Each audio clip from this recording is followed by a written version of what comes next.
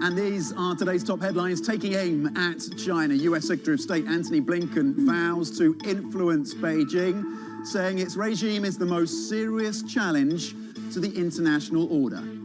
Tech turnaround, Alibaba and Baidu jump after a beat on earnings, giving Asian stocks a much-needed boost. Plus, staging a comeback. Signs of robust consumer spending give markets a risk-on mood, with US stocks poised for their first week in the green in 2 months. So, Tom, these futures, look, they're kind of on the fence right now. When you look at the FTSE 100, futures are pretty much flat. The DAX futures are gaining some 0.2%. I'm freshly back from Davos, and I have to say, when you speak to real-world chief executives, so the ones that have to deal with supply chains, they're extremely worried about the next 12 months and then see things getting better only when we work through these supply shortages. Interesting. You were gauging the pulse, of course, of the executives leading these important companies, and it's great to have you back in the studio, nice, Francine. When it comes to the picture then, we had that economic data out of China, industrial production slumping to the lowest level since about 2020. That is a concern, as we're reporting on the fact that Premier Li Keqiang and the President Xi Jinping seem to be at loggerheads with their two opposing policies. Of course, President Xi pushing COVID zero, Premier Li Keqiang desperate to get the economy back on its feet, and what that means for officials at the local level as they try to implement policies. Then, of course, the read across from what happened in the US when it comes to retail, where it's a mixed picture, quite frankly. Macy's looking strong, Dollar Tree as well, but Gap warning and lowering its forecasts. Again, on the back of what we've seen from Target and Walmart, the picture around the consumer and the health of retail in the US is a little murky. In terms of what things are shaping up for here in the UK and the rest of Europe, you're having, of course, that digest of what happened with Chancellor Rishi Sunak yesterday, that announcement of the windfall tax on oil and gas providers, and, of course, the cash handouts later this year to many households across the UK. The Spanish IBEX currently up 0.5%. The CAC Cajon in similar territory up 36 points. The German DAX up 0.4%. The Italian FTSE gaining 0.4% as well. Let's switch it on and see how things are playing out then cross-asset. We'll bring your attention to what's happening in crypto, because that's an important story as well, the weakness that we've seen in Bitcoin. Let's start with S&P futures. Flat range bounds after the decent gains that we saw yesterday. And as we were saying in the headlines, it could be the first week where you see a gain, post first gains for the S&P 500 for a number of weeks. The US 10-year currently at 2.73. Not a lot of movement in terms of the benchmark treasury. The pound is in focus, 126, just gaining 0.2%. Part of that is down to dollar weakness this morning, but also possibly some of the factors when it comes to those announcements around fiscal stimulus from the Chancellor yesterday to try and offset some of that cost of living crisis. We'll get into the details with our reporter on that shortly. In terms of crypto, you're looking at Bitcoin below 29,000 now, 28,928. You're looking at 8 straight weeks of losses. That is the longest run since about August of 2011, down 1.7%. Concerns about the DeFi space, and particularly Ethereum and the blockchain. We'll break that story down for you as well. 28,900 on Bitcoin. Francine. Yeah, so let's dig a little deeper into some of these sectors. Overall, we're seeing a lot of greens. So we have specific stocks that are actually seeing a bit of pressure, but I'm looking at my screen, and out of the 19 groups that make up the Stock 600, all of them are on the higher side, apart from energy, and that's down 0.1%. So energy, the whole sector as a whole, after the couple of days that it's had, taking a bit of relief, but certainly it's technology leading the gains. Financial services, basic resources, and technology higher between 1.3 and 1.4%. Technology, of course, that has to do with a little bit of a lift that we heard from China after some encouraging numbers from there. Yeah, Alibaba and Baidu coming out with some decent earnings, offsetting some of the concern that has caused us weight on that sector, regulatory challenges around some of those big tech names. When it comes to individual corporates, we're looking at Deliveroo, JP Morgan coming and downgrading their forecast, their call at least on this stock from overweight to neutral. They're concerned that post-pandemic or out of the pandemic, people are going to be ordering less. Also concerned that consumers and their budgets are being squeezed. Currently down at 1.8% for Deliveroo. Next is also in focus, just to read across from what we saw from Gap in terms of the retail, and their forecast lowered. They're concerned about supply chains out of China, but also the costs of fuel and freight. Next, currently down 0.3%. And when it comes to Saint-Gobain, this is the glass maker, just divesting a few of their holdings in Germany and Austria, gaining 0.3%. Francine. Now let's get over to our Bloomberg MLive Managing Editor, Mark Cudmore. Mark, you're looking at pain in the crypto space. Yeah, good morning, And Francine. good morning. Absolutely. This is about Ethereum today. We tend to default to looking at Bitcoin, which is the kind of the daddy of the space. But today it's really about altcoins, and the most important one, which is Ethereum, and really was kind of established as kind of being so important for the future of the sector. Now, this is a hangover from what happened around Terra and the fall of the stablecoin there, but it's also about a glitch in the process that's meant to change Ethereum from proof of work to proof of stake. That was meant to make it much more energy efficient and meant to be the next big step forward for using kind of blockchain processes and therefore validating Ethereum. I am slightly worried. It's now going down to this 13-month low. That red line is that level, the 13-month low. We've kind of bounced off it multiple times over the past year. We're bouncing off it again today. We've not broken. I think if we do fall through it, I do think there'll be another capitulation and sentiment in the crypto space. And I think this is important for all markets because I think it will hurt retail sentiment going into the weekend. I think it might lead through to more NASDAQ weakness. So I think even if you're a stocks trader and you think crypto is just some weird fad, I think today or over the next few days, because remember, this doesn't stop for the weekend. If you want to know how stocks are going to trade next week, I think you should be keeping a close eye on whether we close below this line or manage to stay above it. Okay, the linkages between crypto and broader risk assets. Currently, Ethereum down around 3% as things stand, 1770 for Ethereum. MLive Managing Editor Mark Cudmore, thank you. Yeah, you know what was amazing actually in Davos? There was so many of these houses. So, you know, before it was a lot of the Russian, a lot of the banks that used to take the promenade where people used to come in and out.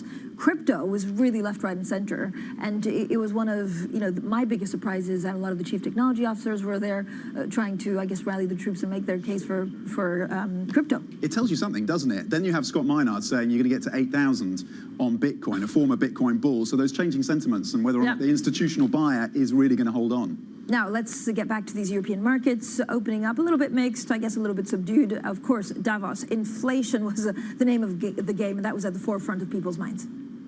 Inflation is no doubt trending higher, and it's way higher than our inflation rates throughout the year. As far as the cost is concerned, we have a kind of a perfect storm. We are going to have more conflict. We're going to have more inflation. Inflation causes domestic political conflict. Raising interest rates is not going to solve the problem of inflation. It's not going to create more food. It's going to make it more difficult because you aren't going to be able to make the investment. The critical thing for us is not to see kind of second round effects happening, not to see too much broadening of the things that are increasing in prices, and very importantly, as you mentioned, to make sure that the medium-term inflation expectations remain anchored. Okay, concerns about inflation being articulated there at the World Economic Forum. Let's get into some of the other key market drivers with our Claire Rutkin. Claire, let's start with the UK and then Chancellor Rishi Sunak's decision to go ahead with this windfall tax and then cash payments for households across the UK. Is there an inflationary risk here from the Chancellor? Yeah, I mean, if we look at the markets and how they performed yesterday, they definitely felt better about risk compared to how they have been, and that's because of the government's fiscal program to try and ease this cost of living burden. And investors were flocking out of like safe havens like government bonds, and they were moving into more risky assets like corporate bonds. And if we look at the iTraxx and the iTraxx crossover, which is the cost of insuring against a default for like investment grade and junk rated credit, they were tightening. We haven't seen that in a long time.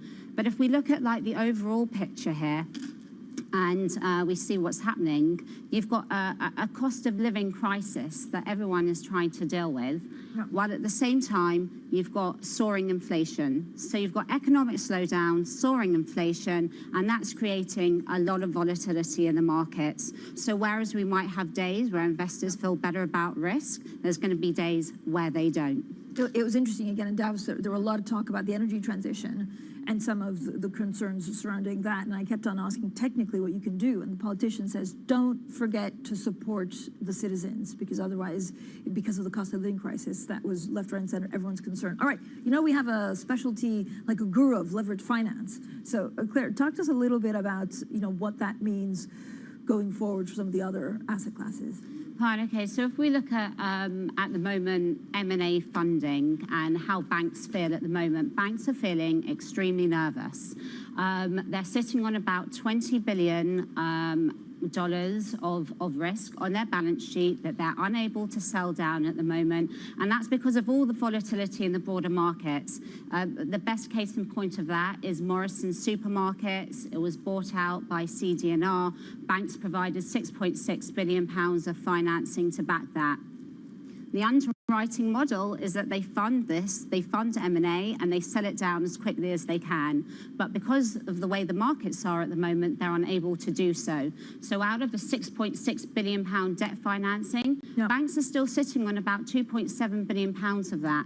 And the amount of debt that they've sold down, they've sold at a big loss. So not only have banks' fees been wiped out on the Morrisons deal, they're at the moment about £125 million of loss, and that's only going to get bigger. So when you have Boots and, you know, these bidders asking, can you fund the buyout of Boots if that happens, banks are nervous. So that's not idiosyncratic to the Morrison story then?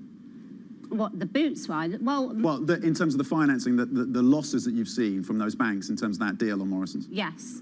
Well, the losses are symptomatic of the market. They can't sell down risk at the moment. The banks still feel quite positive about the underlying asset, but with all this volatility of the market, no one knows where to price risk. And Morrison's is a bellwether that's going to affect a lot of M&A going forward, including the Boots deal. Okay, if that happens. Bloomberg's Claire Ruckin, keeping an eye on M&A and leveraged finance for us in, of course, these changing financial conditions as central banks tighten amid an inflationary environment. Thank you for walking us through some of the key themes. Coming up, the UK's Chancellor of the Exchequer, as we mentioned, Rishi Sunak, announcing a £15 billion support package to combat the country's cost of living crisis. We look at the details next. And then all things UK coming up later this morning. We also have an exclusive conversation with the UK Prime Minister, Boris Johnson. He'll be asked, of course, about the cost of living, also Partygate. Don't miss that interview coming at 9:30 a.m. UK time. This is Bloomberg.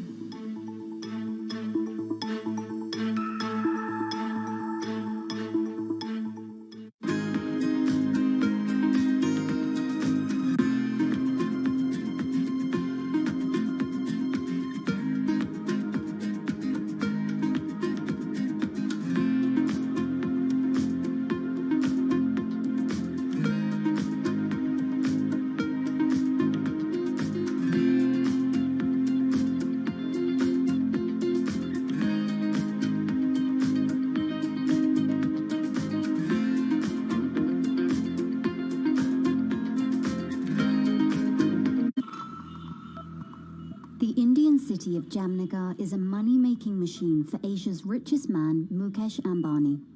His company Reliance has the world's biggest oil refinery complex here in the city.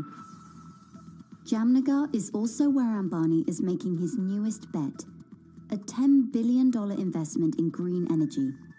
His ambition is closely aligned with the Indian government's plan to reach net zero emissions by 2070. But Ambani is not alone. India's second richest man, Gautam Adani, has committed $20 billion of investment over the next decade. But India's massive dependencies on fossil fuels have some environmental advocates questioning the realism and sincerity of those green ambitions and those of its two biggest billionaires.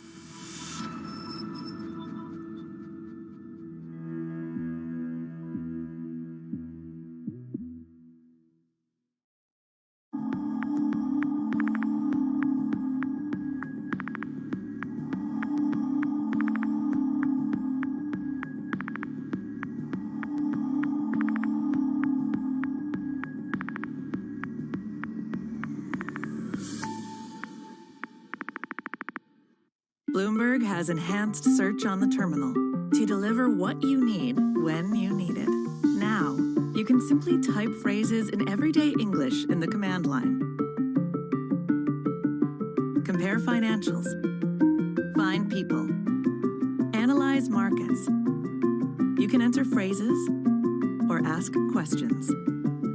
What do you want to know today? Ask a question or visit SearchGo to find answers now.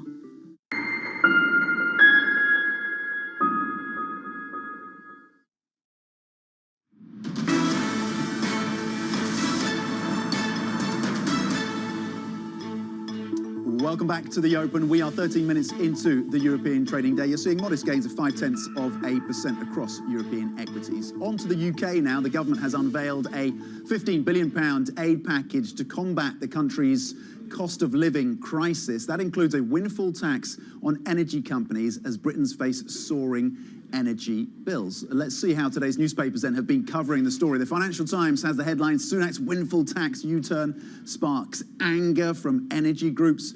The Metro leads with Rishi to the rescue at last. And the Daily Telegraph reads, Tories are now the party of big spending, says Sunak. The Mirror has the headline, About Time, Rishi. And I think Bloomberg have headlined something along the lines of Rishi Sunak, the socialist. Okay, joining us now for more is Bloomberg's UK economy reporter, Lizzie Burden.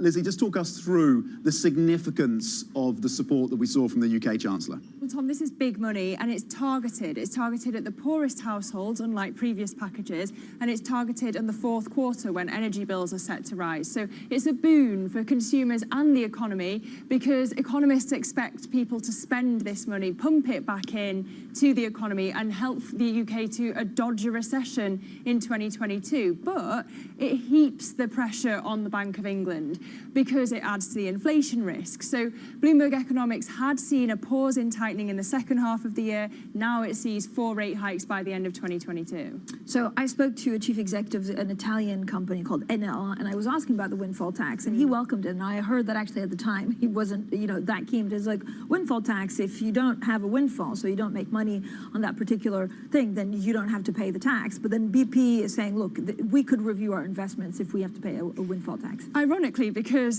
some of the officials in the government had said that Bernard Looney's comments saying that the windfall tax wouldn't put them off investment were what meant they couldn't not do this windfall tax. But it is controversial on lots of fronts, not just in terms of the relationship with the energy bosses. The government has stolen Labour's clothes in a sense, because this is a key policy that Labour had been proposing, and the Conservatives have gone even further. Now the UK has the highest tax burden since the 1950s. We haven't had a windfall tax since Tony Blair was in number 10 in the 1990s. So Rishi Sunak does not look like the tax-cutting heir to Margaret Thatcher that he'd hoped to present himself as.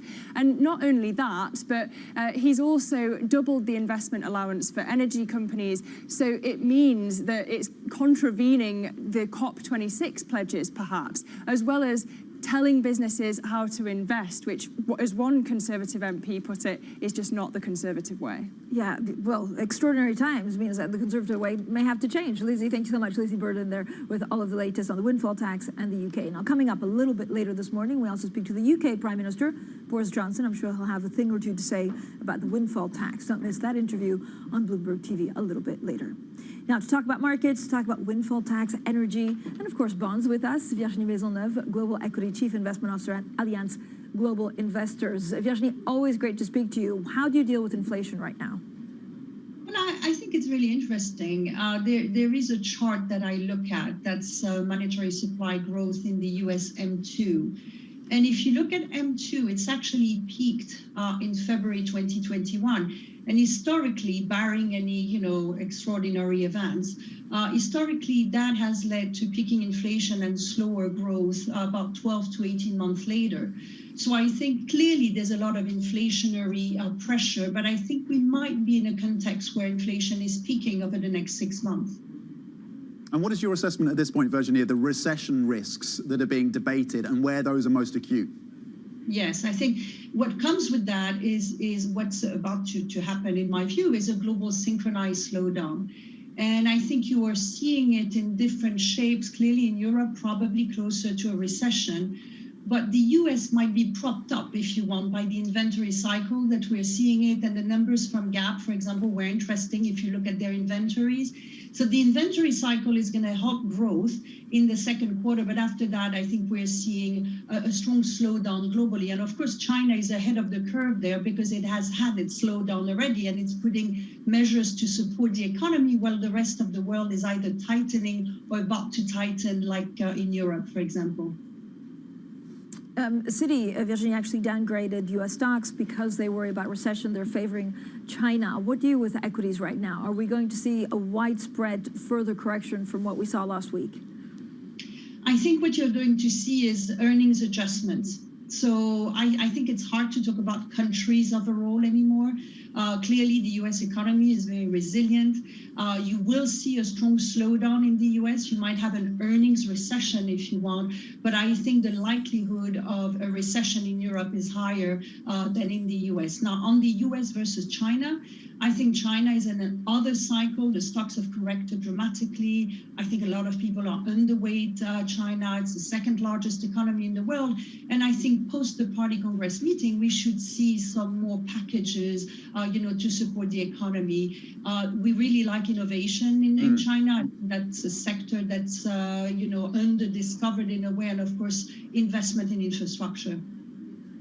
Virginie, this is important, of course, because we've been reporting on the fact that there is at least divergence in the views, or at least the emphasis from the Premier and the President in China. And that's leading to mixed implementation on the ground. When it comes to your optimism, at least your caveated optimism around China, are you looking to increase exposure? It sounds like you are over the next 12 months. Is that something you'd be looking to do in China, given the valuations? Very interesting question. So I think, I look at China as an asset class. I think as second largest economy in the world, very underrepresented. If you look at the MSCI ACWI, 3.6%, versus the size of the market versus the size of the economy. So I think people need to have a long-term position in China.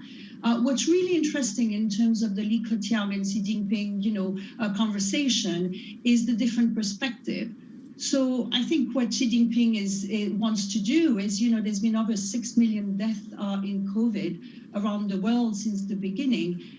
His death record, if you want to put it this way, is less than 5,300, while the US is at 1 million and Europe at 1.6 million, I believe. So I think this is a really important record for him to have. And of course, Li Keqiang wants to prop the economy, and we've seen those packages. The package that was announced earlier this week, yesterday, Shenzhen promoted, a package. That is a slow support of the economy, but I think we'll have more after the Party Congress meeting.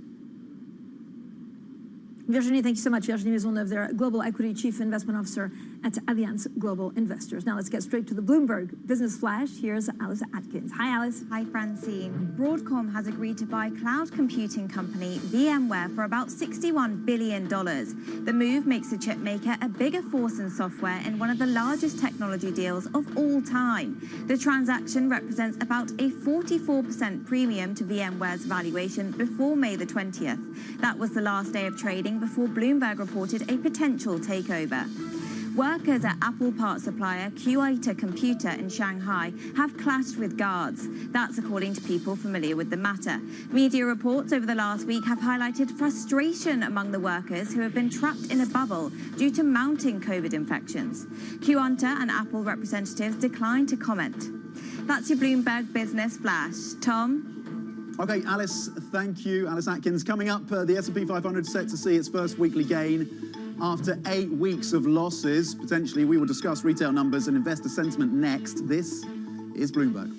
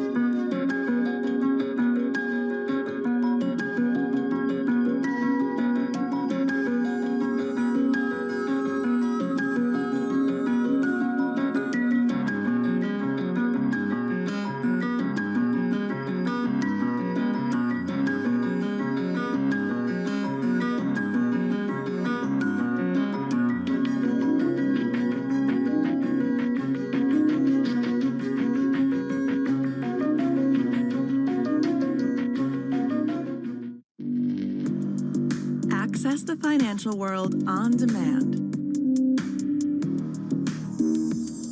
Hear from leading economists, policymakers, and industry experts via live and on-demand webinars, only from Bloomberg. Start exploring to see what's moving the markets. Visit Bloomberg.com/webinars. Why do the biggest names in business choose Bloomberg? That is a great question. It's a great question. It's a great question. Great question. Great question. Great question. Great question. That's going to be the best question I get all night. I'm glad you asked that. Bloomberg Television. Top experts. Great questions.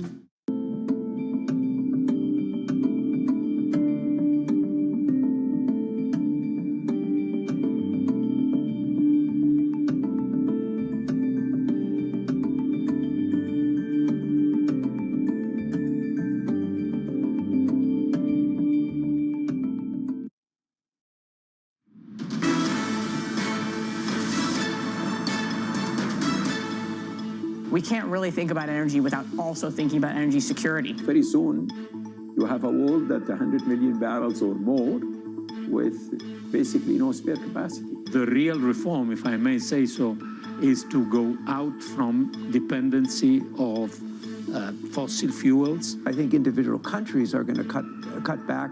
It is appropriate, I think, to have a gas transition for a short period, for some period of time, while you bring technology to scale. A transition in energy takes probably 3 decades.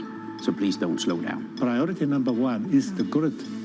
It is the grid. It's not building more wind or solar. Hydrocarbon will always be part of the energy mix over the longer term. We've gone from sort of a one-dimensional equation, bring carbon down, to a three-dimensional equation, do it acceptably given inflation, and handle energy security at the same time. Those were some of the guests that we were talking about, energy security at Davos. Again, one thing that struck me, Tom, is that, in the past, and I know there was groupthink, which is why they said if Davos is actually too optimistic in January, then it means we're going to see a recession in the next 12 months. This used to be the joke, but actually there's very little commonality with all of these chief executives. So one will say, look, the transition will be accelerated. The other one will say, no, it's fossil fuel. And so you kind of feel that because everybody has a different perspective, it'll be difficult for them to get aligned and actually get something done. So that lack of consensus is important as policymakers look to push forward that transition. That's interesting and valuable, isn't it? In terms but of no matter, because Top Gun's out this weekend. I mean, you're talking about burning gas. The F-18. So Tom Cruise. So it's out today in the UK launch. These pictures are amazing. Tom Cruise actually was in these jets, F-18, on loan from the US military. And they're very like very it's $11,000 for 1 hour. An hour. Yeah. I mean, that's crazy, and he couldn't touch the buttons. He went up about 12, wasn't allowed to touch the buttons, went up about 12 times. He does his own stunts, so this is all part of the Tom Cruise mix. Top Gun Maverick is out, it's well reviewed, and the original, 1986. I mean, they're predicted to gross 100 million domestic and 100 million worldwide. I have to say, I identify with James Bond. I do not identify with anyone. I'm going to try and change your mind on this. All right. Look at these pictures. It's a weekend date. We're going to get Francine into Top Gun Maverick. We're going to see Top Gun. All right. Coming up, reducing emissions in retail. We will speak to Namrata Sandhu, Chief Executive of climate technology startup Vayu, which closed a new funding round. This is...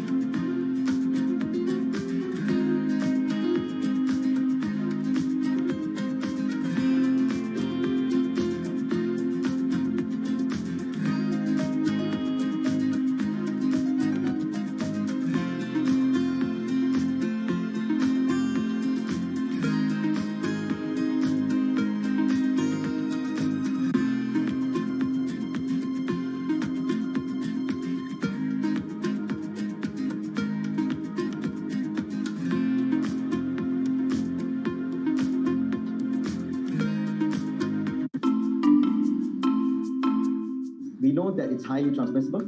We know that 2 doses of vaccines, Pfizer vaccine specifically, neutralize the virus, but not as efficiently, because various studies showing that reduction up to 40-fold meaning that a third dose is a must for it to successfully neutralize the variant. What we don't know is still that what are the effects of mix and matching between vaccines, and what are the capabilities of antibodies produced from this mix and matching in neutralizing Omicron. Because as we know, many parts of the world use different types of vaccines.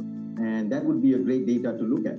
It will be also great to look at, because majority of the studies done uses a small sample number, and most of the time when you translate it to real world, the data changes. So it will be really good to look at large-scale data of the ability of antibodies from vaccines to neutralize this variant. Grateful here today that the virus, Omicron variant, still uses ACE2 receptor as its main entry. It means that all of the vaccines which are designed with spike in mind still works. Imagine if it uses a different receptor other than ACE2. None of the vaccines would work today. So I think that is the best news that we got from all these studies which came recently, the past couple of days. I think what we've seen during this period of time is that communicating via video is not a fad. We are using it in all aspects of our lives, for work, for learning, for communicating, for staying in touch. It's really a reminder, isn't it, just how sensitive the markets are to any commentary about trade. We did see some pressure on the yuan, we did see some pressure on the futures. That is now being reversed.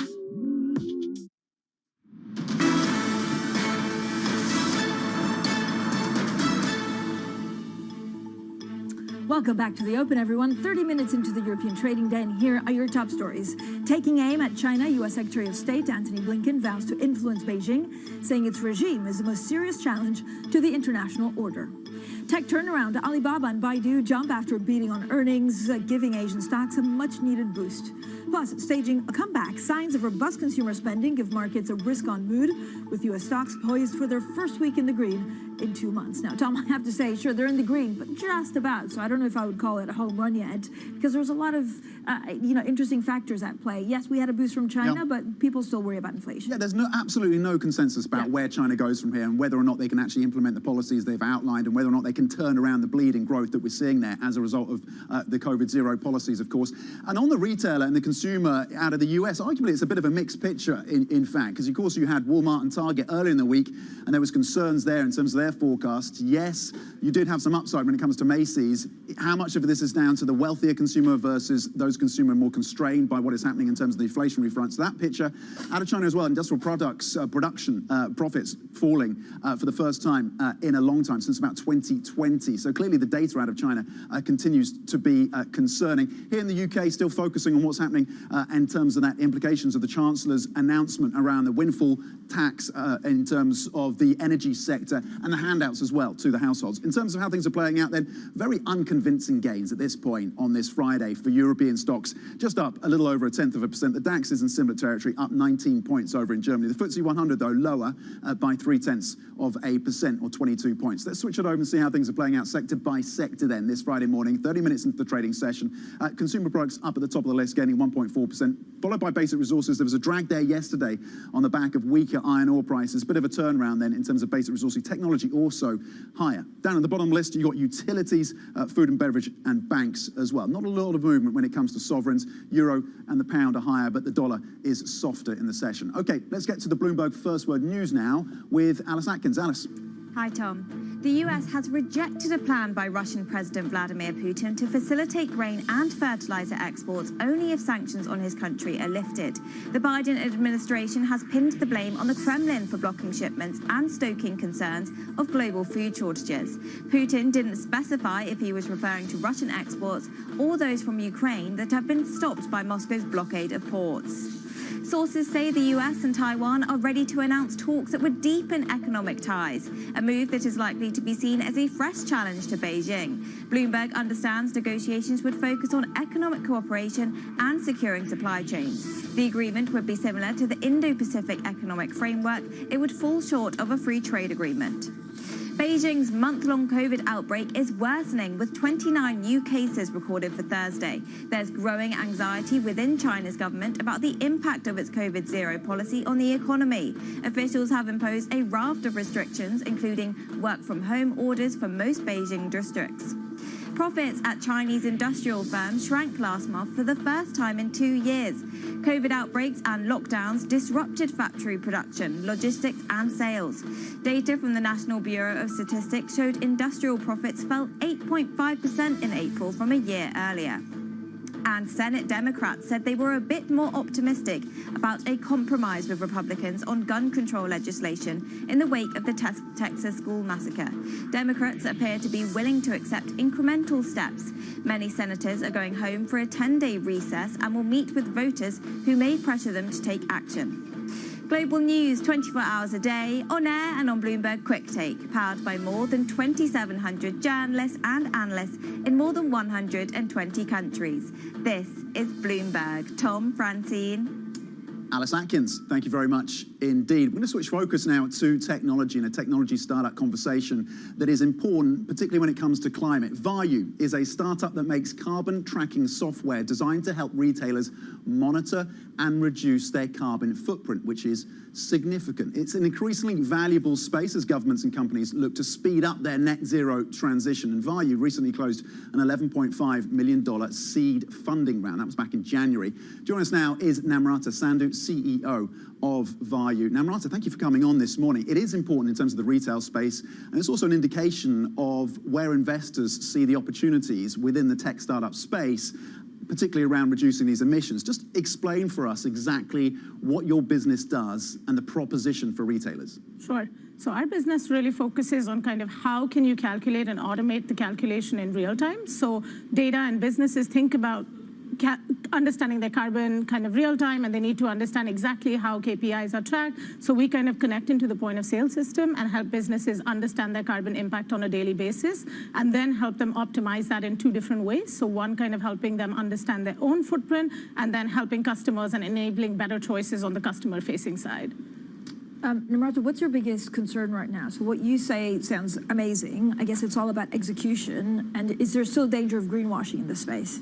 So I think there's always a danger of greenwashing in the space, and I think it's really enabling the actual live data to go into customers and using that to enable kind of some of that decision making. So it's really about the data being accurate rather than estimating, kind of understanding your carbon footprint, which is what's been more traditionally done. And how significant is this within the retail space? How much carbon is emitted at the top line from the retail sector globally? So I think globally they estimate about 20% of global carbon emissions come from the retail industry. So one of the most significant, after the fossil fuel industry, is one of the most significant sources of carbon. But so I'm a company, I get the software, I see the hotspots, but then actually it doesn't help me, try and address that. So is it about the power then to go and say, look, this is a, third emission that I need to cut down? Yeah, it's exactly that. So it's kind of identifying the hotspots and then where the most carbon saving potential is. So where in those hotspots can you save the carbon and what can you do? So can you reduce your packaging by 10%? Can you change your shipping providers? Can you change your products? So what can you do to then lower your carbon impact? What does it mean for the consumer? Is there an ability to kind of inform the consumer about the products they're buying and the carbon footprint of each individual product, or does it not get that granular? Yeah, it absolutely gets that granular, and we just started working with Klarna, and you'll start to see more and more on site of kind of a carbon flag or seeing what's lower carbon or understanding the exact carbon footprint of a product, essentially. Namrata, when you say, meaningfully ways to reduce or to ways to lower emissions, this is cutting them, right? Because I had a lot of conversation in Davos, including, some big players from China, and saying, well, we plant trees. If you plant trees or if you buy carbon credits, a lot of people are saying that's cheating. Yeah. Absolutely, and we really focus on not the offsetting part, but the lowering, the cutting, and the reduction. So really, how can you bring that 20% of retail down, and how can you lower that? Because I think we could have a magic bullet that saves us with kind of nets and direct air capture, but in absence of that, we really need to focus on kind of optimization and lowering and cutting emissions. I'm wondering, we're talking a lot about supply chain constraints on these retailers, inflation, of course. They're very concerned about what's happening with the consumer. I'm just wondering if they're starting to turn cold on this. How much of a priority is this now for these retailers as they just simply try and get the supply chains running and try and get goods into customers' hands? Are you getting any sense from your clients that they're starting to turn it back on this and deprioritize this kind of thing? I think, in fact, we're seeing the opposite coming through because actually the customers are still asking for it and brands still need to differentiate. So we're seeing it as a point of differentiation and a way for them to engage their customers, and customers choose with their wallet more now than ever. So we're seeing that they're actually pushing more than they have in the past because it's a way to stand out in a crowded market. Marta, when I first saw your business model, I thought, this is great, but does it mean that retailers don't have a handle of their supply chain? So why do they need someone from the outside to actually show them where they can cut emissions? Are they behind the curve in terms of what they can actually do in terms of actionable things to make, to reduce some of these emissions? So I think retailers are good at kind of sourcing, creating product, and I think calculating carbon is a specialized space. So I think we come in really to take what they do in the supply chain around product creation to then understand what is the carbon impact and really focusing on carbon calculation. I think that's a space that they're not specialized in. Mm-hmm. So we kind of layer on that service and give them the specialized help around carbon calculation. Just more broadly on the tech sector, you've raised this additional funding, you raised that in January. How is the funding pipeline looking for you? And just in terms of what we heard from Sequoia yesterday, putting out a note saying it's the end of this particular moment. This is a crucible moment, said Sequoia, and they leaned on their companies to cut costs and be lean. Are you starting to look at the same kind of processes in an environment where growth is starting to slow? Yeah, so absolutely, and I think across the board, any startup you speak to is starting to look at kind of burn and how long you kind of have runway for and kind of reevaluating in the market conditions, and I think we're no different from everybody else, but I do think climate is a space that we still expect people to invest in, both from the VC and the customer side, so we expect the trajectory to still be positive and hope that people still invest in climate. Okay, Namrata Sandhu, CEO of Vayu. Thank you very much for coming on, explaining the product and, of course, the implications for the retail sector and curbing those emissions. Coming up, the US Secretary of State does not hold back in his criticism of China's president. He is accusing Xi Jinping of oppression at home and aggression abroad. We've got more on that story next. This is Bloomberg.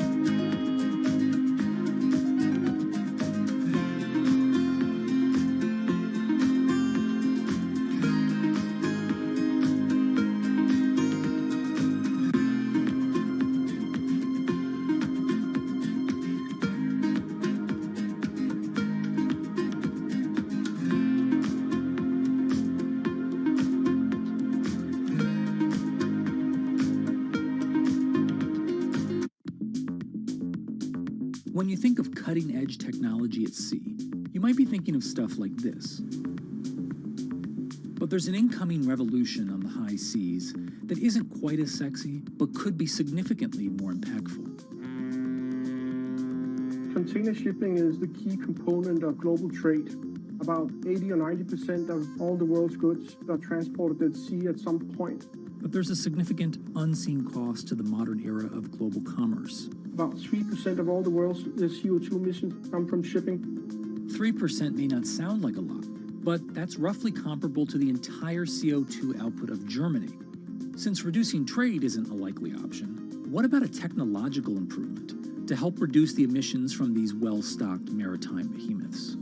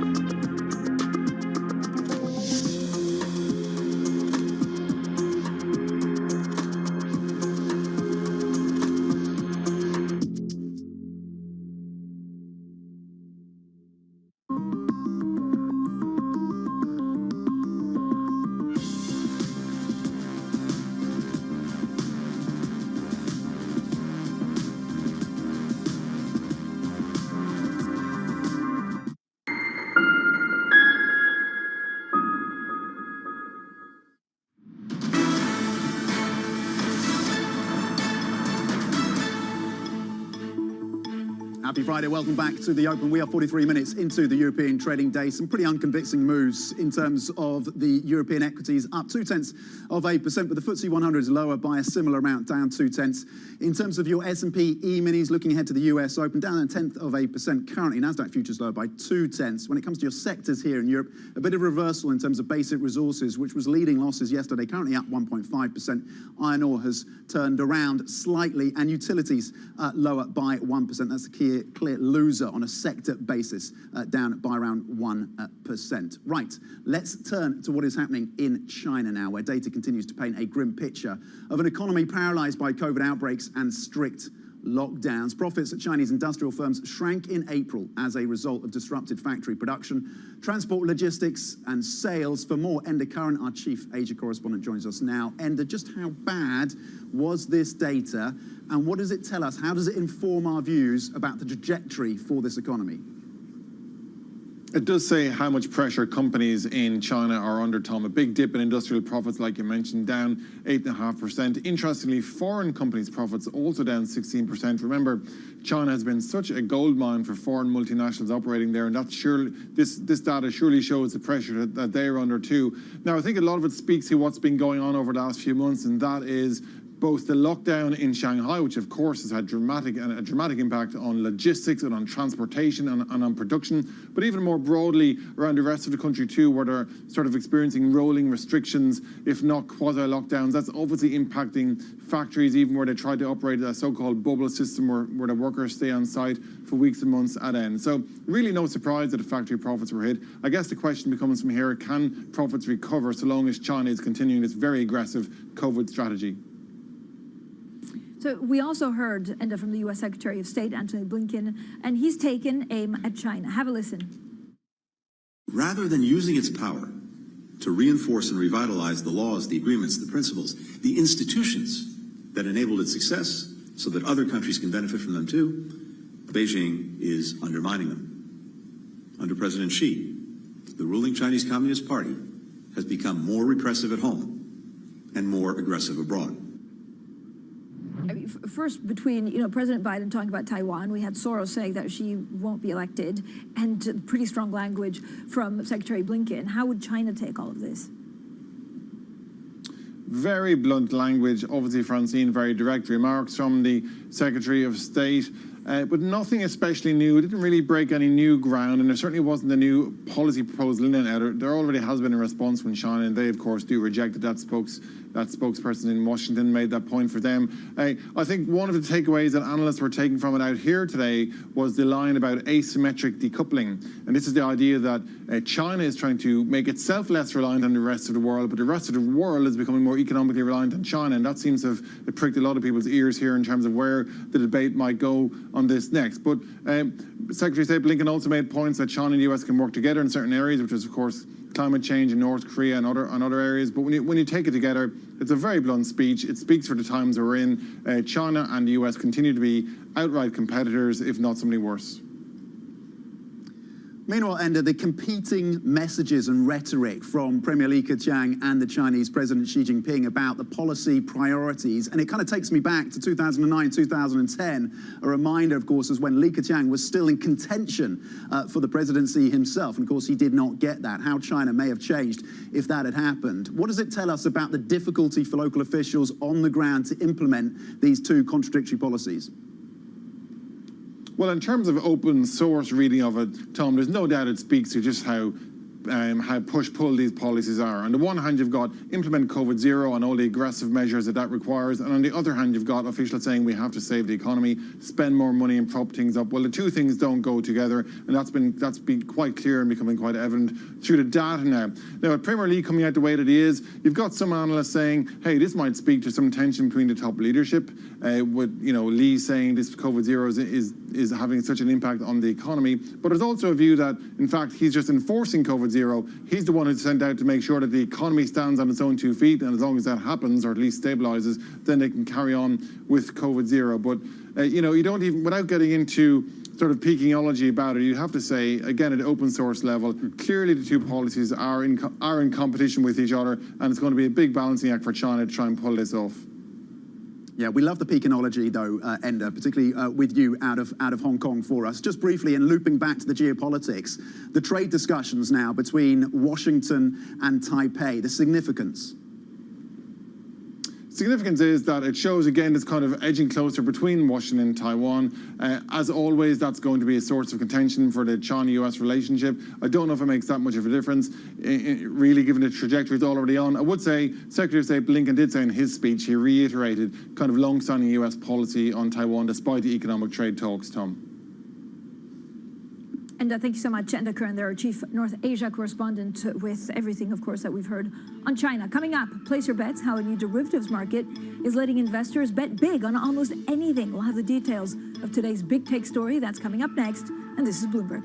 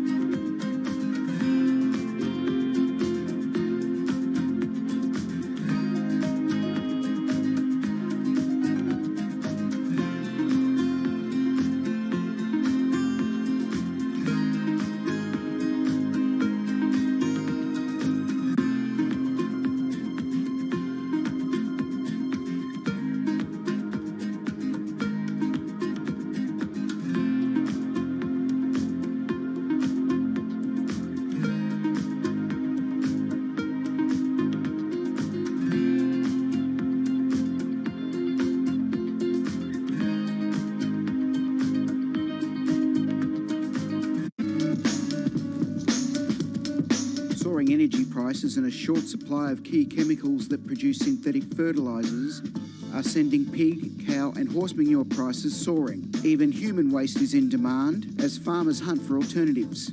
Fertiliser helps increase crop yields. You can see how much moisture is held into this. It's a lot of organic material into the compost, so it breaks down, the manure and the straw breaks down into a friable mix that can be mixed into your soil in the ground and for growing a whole range of different vegetables. Holds the nutrients in, holds the water in, and it really increases the kind of biodynamic profile of the soil. The recent price spike could mean more farmers going organic for the long term.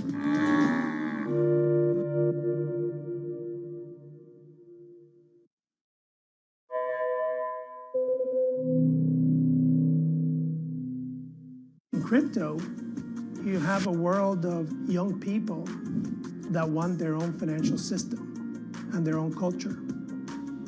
And it is very powerful, and I'm a big believer in it. However you get your news. This is Bloomberg Daybreak with Lee. On Bloomberg Radio. Welcome to Daybreak Australia. This is Bloomberg Technology. This is Bloomberg Green. On TV, radio, and the web, this is Bloomberg.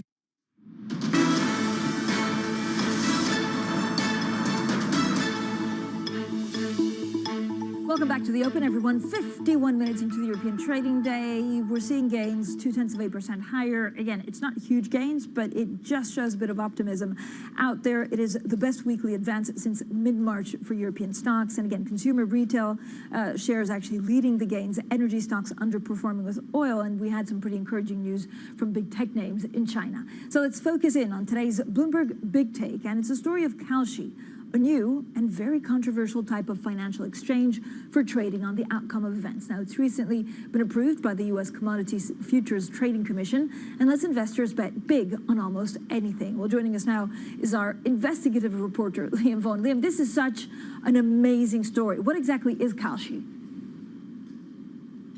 So Kalshi is a marketplace that's just been licensed in the US, where instead of trading on like whether a stock's going to go up or whether a commodity is going to go up, you trade on the outcome of real world events. So that could be anything as kind of like cultural based as the Oscars, or who's going to win best single at the Grammys, right up to whether a piece of legislation is going to pass, who's going to be nominated to to the next Fed chairman or the Supreme Court, economics, COVID figures.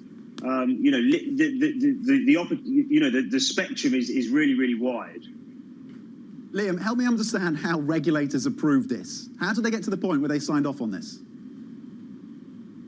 It's a really interesting one, and we go into it in the story. There's this kind of long history of people trying to argue that these event contracts are actually really good because they'll allow people to hedge risks much more effectively. So if you're like a big hedge fund and you're managing lots of money and you've got lots of exposure to Brexit, the argument is, rather than like buying a basket of stocks and trying to sort of predict how they'll move when Brexit happens or doesn't, you just bet on Brexit itself. And so there's this kind of hedging argument. But what the story really gets into is the fact that there was actually quite a lot of dissent within the CFTC when this came up. We spoke to a number of individuals that were in the division that was responsible for looking at Kalshi, and they thought that it was potentially risky, that it was vulnerable to insider trading and potentially manipulation, and were kind of against it. But ultimately, the way the CFTC works is that you have these sort of politically appointed commissioners that ultimately call the shots, and the staffers that didn't think it was a great thing were overruled, and this came into being. Liam, is this just the beginning? I mean, it actually feels quite a lot like gambling, and I don't know whether this will morph into something else. Yeah, so at the moment, it kind of straddles an interesting line between gambling and trading. Like, at the moment, they're kind of pitching it more towards the lower end of the market. You can only bet $25,000 at the moment, but the business model is very much to go after Wall Street firms and to make it into a kind of genuine new asset class for traders. But yes, very much Kalshi's approval is almost being seen as like this kind of signifier of the arrival of event markets. And already you've seen the CME announce that they're going to launch some limited event markets. Our reporting suggests that there's a load waiting in the wings and that this could really become a big thing for good or bad. All right, Bloomberg's Liam Vaughan, thank you for joining us on that. Do take a look at that big take on the terminal or on Bloomberg.com. It's fascinating. It's got Kanye West, it's got Donald Trump, it's got Goldman Sachs, everything you could want from a great read around this new product and this new service. Francine, talking of excitement and big names, Davos, you've been there all week. You've been talking energy transition, geopolitics. What kind of was front and center for executives that you spoke to? And what was the mood on the ground? A different timing, of course, during the summer. Yeah, what was the sentiment? Very subdued. I think a lot of people there, felt maybe uncomfortable being there because they didn't know quite what the press would make of it. Again, there's been a huge shift in this anti-elite, anti-global, kind of conference. So a lot of them decided not to do interviews. A lot of them would speak to you off the record and saying, I just don't know how to deal with my supply chain, because at every part of the supply chain, I either have inflation or I'm missing components. So it's extremely tough for retailers or manufacturers. And then on the other end of the spectrum, you have geopolitics. And you can see the energy transition. I had a panel and no one was speaking the same language. And so they were all saying great things, but if you don't have that commonality to come together and do something, I see the next 12 months really difficult. And on supply chains, you have to bring it back to China. There wasn't much of a Chinese presence. I spoke to a Chinese delegate who made it, but he had to get a flight out of China. That in itself was difficult. And then he had to go back and do 2 or 3 weeks of quarantine. That also an interesting component. Yeah, so we're missing a lot of the Chinese, of course, chief executives. I mean, the head of the delegation was the head of climate change from the government, but we also missed a lot of the Americans and, of course, no Russians. Okay, that is a nice roundup there. The World Economic Forum, which of course closed out this week. There's plenty more coming up. Surveillance early edition. Francine sticking around. Stay with us. This is Bloomberg.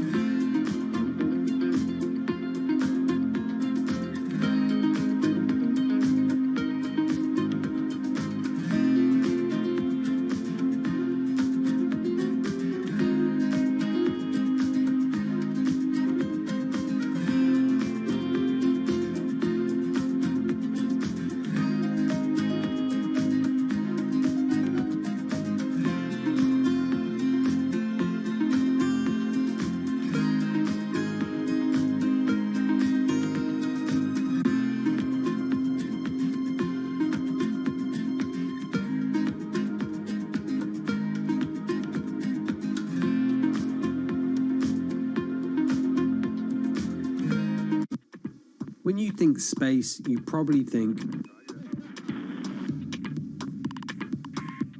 one space agency that travels under the radar is ESA, which is surprising considering what the European Space Agency has achieved and how vital it is to the global space industry. We've collaborated with pretty much everybody who is involved in space exploration. But ESA wants to be a leading force in furthering humanity's mission into space. Commander Ground, do you copy? Copy. If we want to have successful human missions to Mars, we are going to have to learn to live and work off-world in a different way.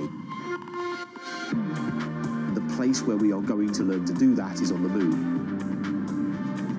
Can ESA help humanity take its next giant leap?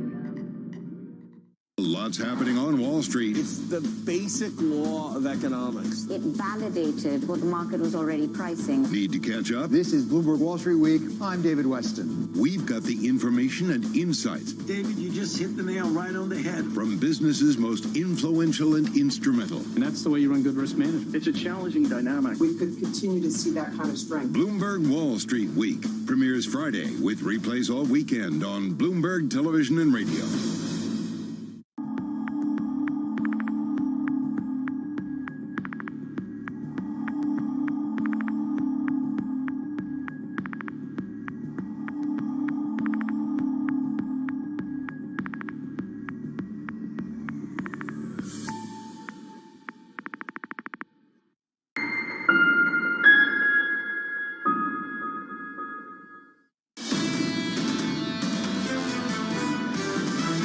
We should not be ideological about this, we should be pragmatic.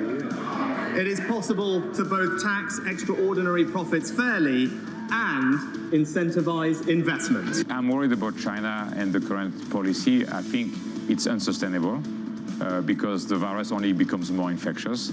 So I think what was amazing management of a virus in 2020 is turning a liability now, and the only way out is having a high-efficacy vaccines. Under President Xi, the ruling Chinese Communist Party has become more repressive at home and more aggressive abroad.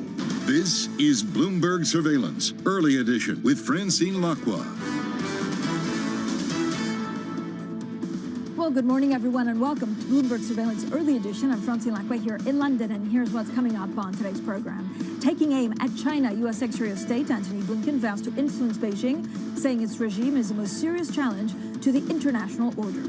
Tech turnaround, Alibaba and Baidu jump after a beat on earnings, giving Asian stocks a much-needed boost.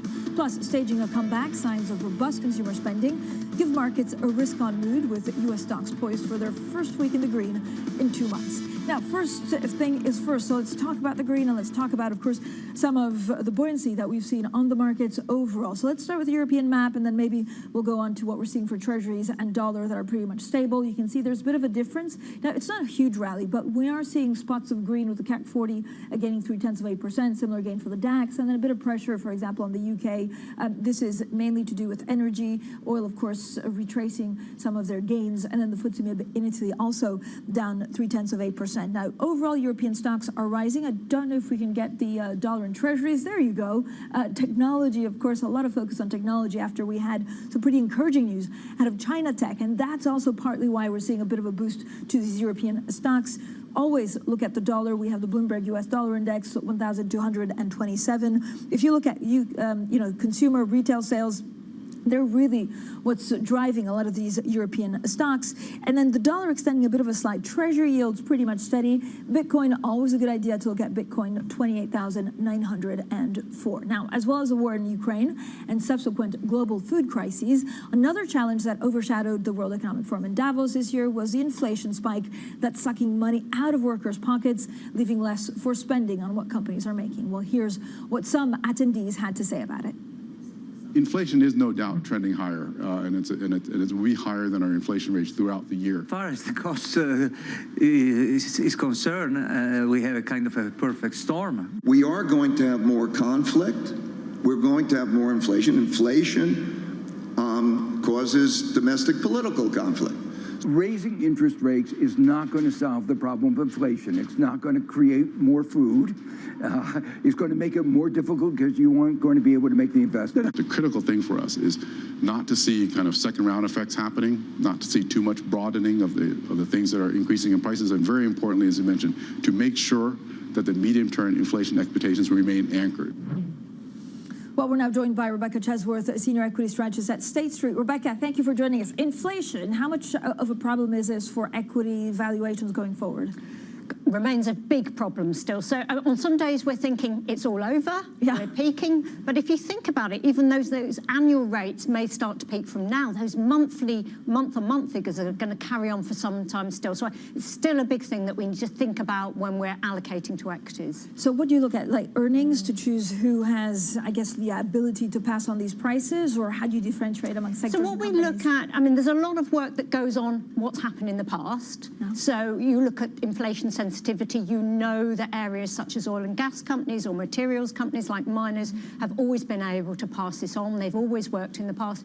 But you also need to think about, what about where we're in now? And you have to start to balance inflation with other factors, so slowing economic growth, volatility. So I think in this environment, you start to get to an area where you need to barbell a lot of your strategies. Are you still invested in China? China's much more difficult. I was hoping you weren't going to ask me about China, because China is really difficult for the long term. China's where it's at, as we know. But I mean, at the moment, with the COVID zero policy, it's still a very difficult situation. And one would prefer to be in some of the areas which are a bit more remote from China, as directly in there. So where do you see that opportunity? We had, Citigroup saying, for example, they're cutting their conviction on U.S. equities because a recession could be around the corner. Well, I think what you have to do is you have to think about where are those stocks, where are those sectors which can carry on growing but are a little bit more defensive. And I tell you, one of the areas we've seen a lot of interest is somewhere like healthcare. So areas that have that discretionary demand, that grow year in, year out, a little less volatile and aren't reliant on some of those hot growth markets we've had in the past. So it's sector by sector almost, or is there a favorite Rebecca chart that you actually look at every day to know where you want to be invested in? Well, I mean, if you get me on sectors, you won't stop me, I'm afraid, because I think there is always a good sector to play. But at the moment, in this environment where you've got quite a fragile environment, where the news flow changes, you need to pick your part of the market. And if you can pick something like energy that works with inflation, and you pick something like healthcare, which is your more defensive, I think you start to feel a little bit more comfortable if you do that. But energy, I mean, you could have huge dislocations because of the transition. So is it like the old energy? Is it renewables? And, there are components also that we really need rare earths to make both work. Yeah, I think actually this is the first time in many, many years you can play both. Okay. You can play traditional energy and renewables. Of course, there's a lot of news flow this morning, and there was yesterday in the UK on the Windfall Tax, but I don't think that's the end of the story. I think this significant move to energy security and transition carries on for many years.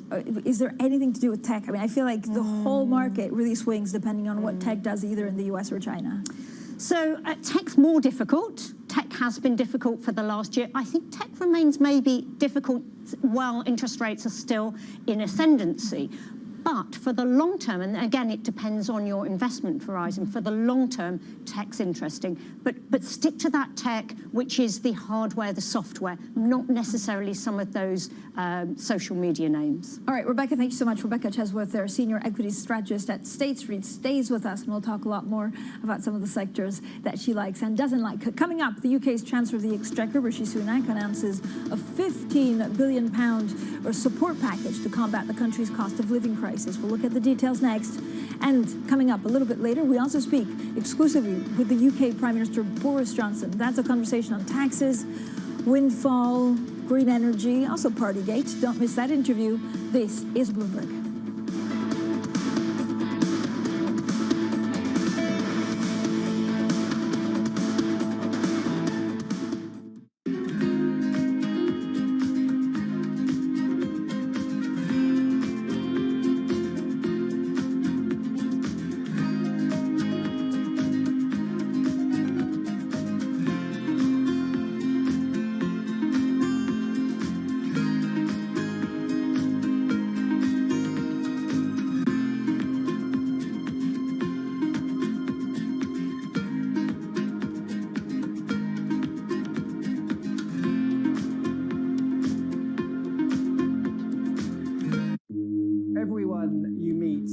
Harcourts has stories about what they call black soot, caused by the manufacturing and consumption of these fuel products in the illegal refineries.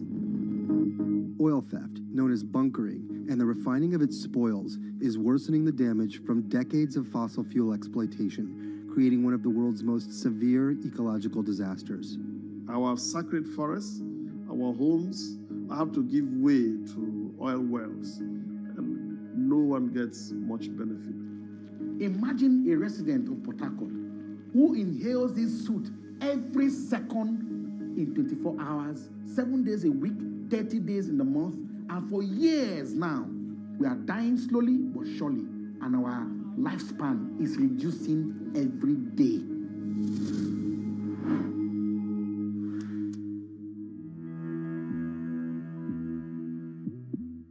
Front Row, exclusive interviews with the most influential figures in finance. Lloyd Blankfein. Deflation is a terrible thing. Inflation you could tolerate. Kathy Wood. Tesla will be in the pole position to dominate. Jeremy Grantham. We've had a very, very abnormal honeymoon Goldilocks period.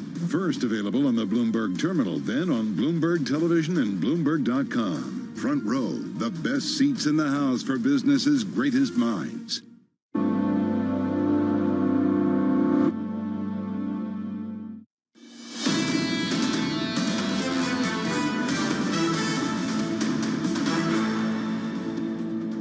Economics, finance, politics. This is Bloomberg Surveillance Early Edition. I'm Francine Lacquet here in London. Now let's get straight to the Bloomberg First Word News.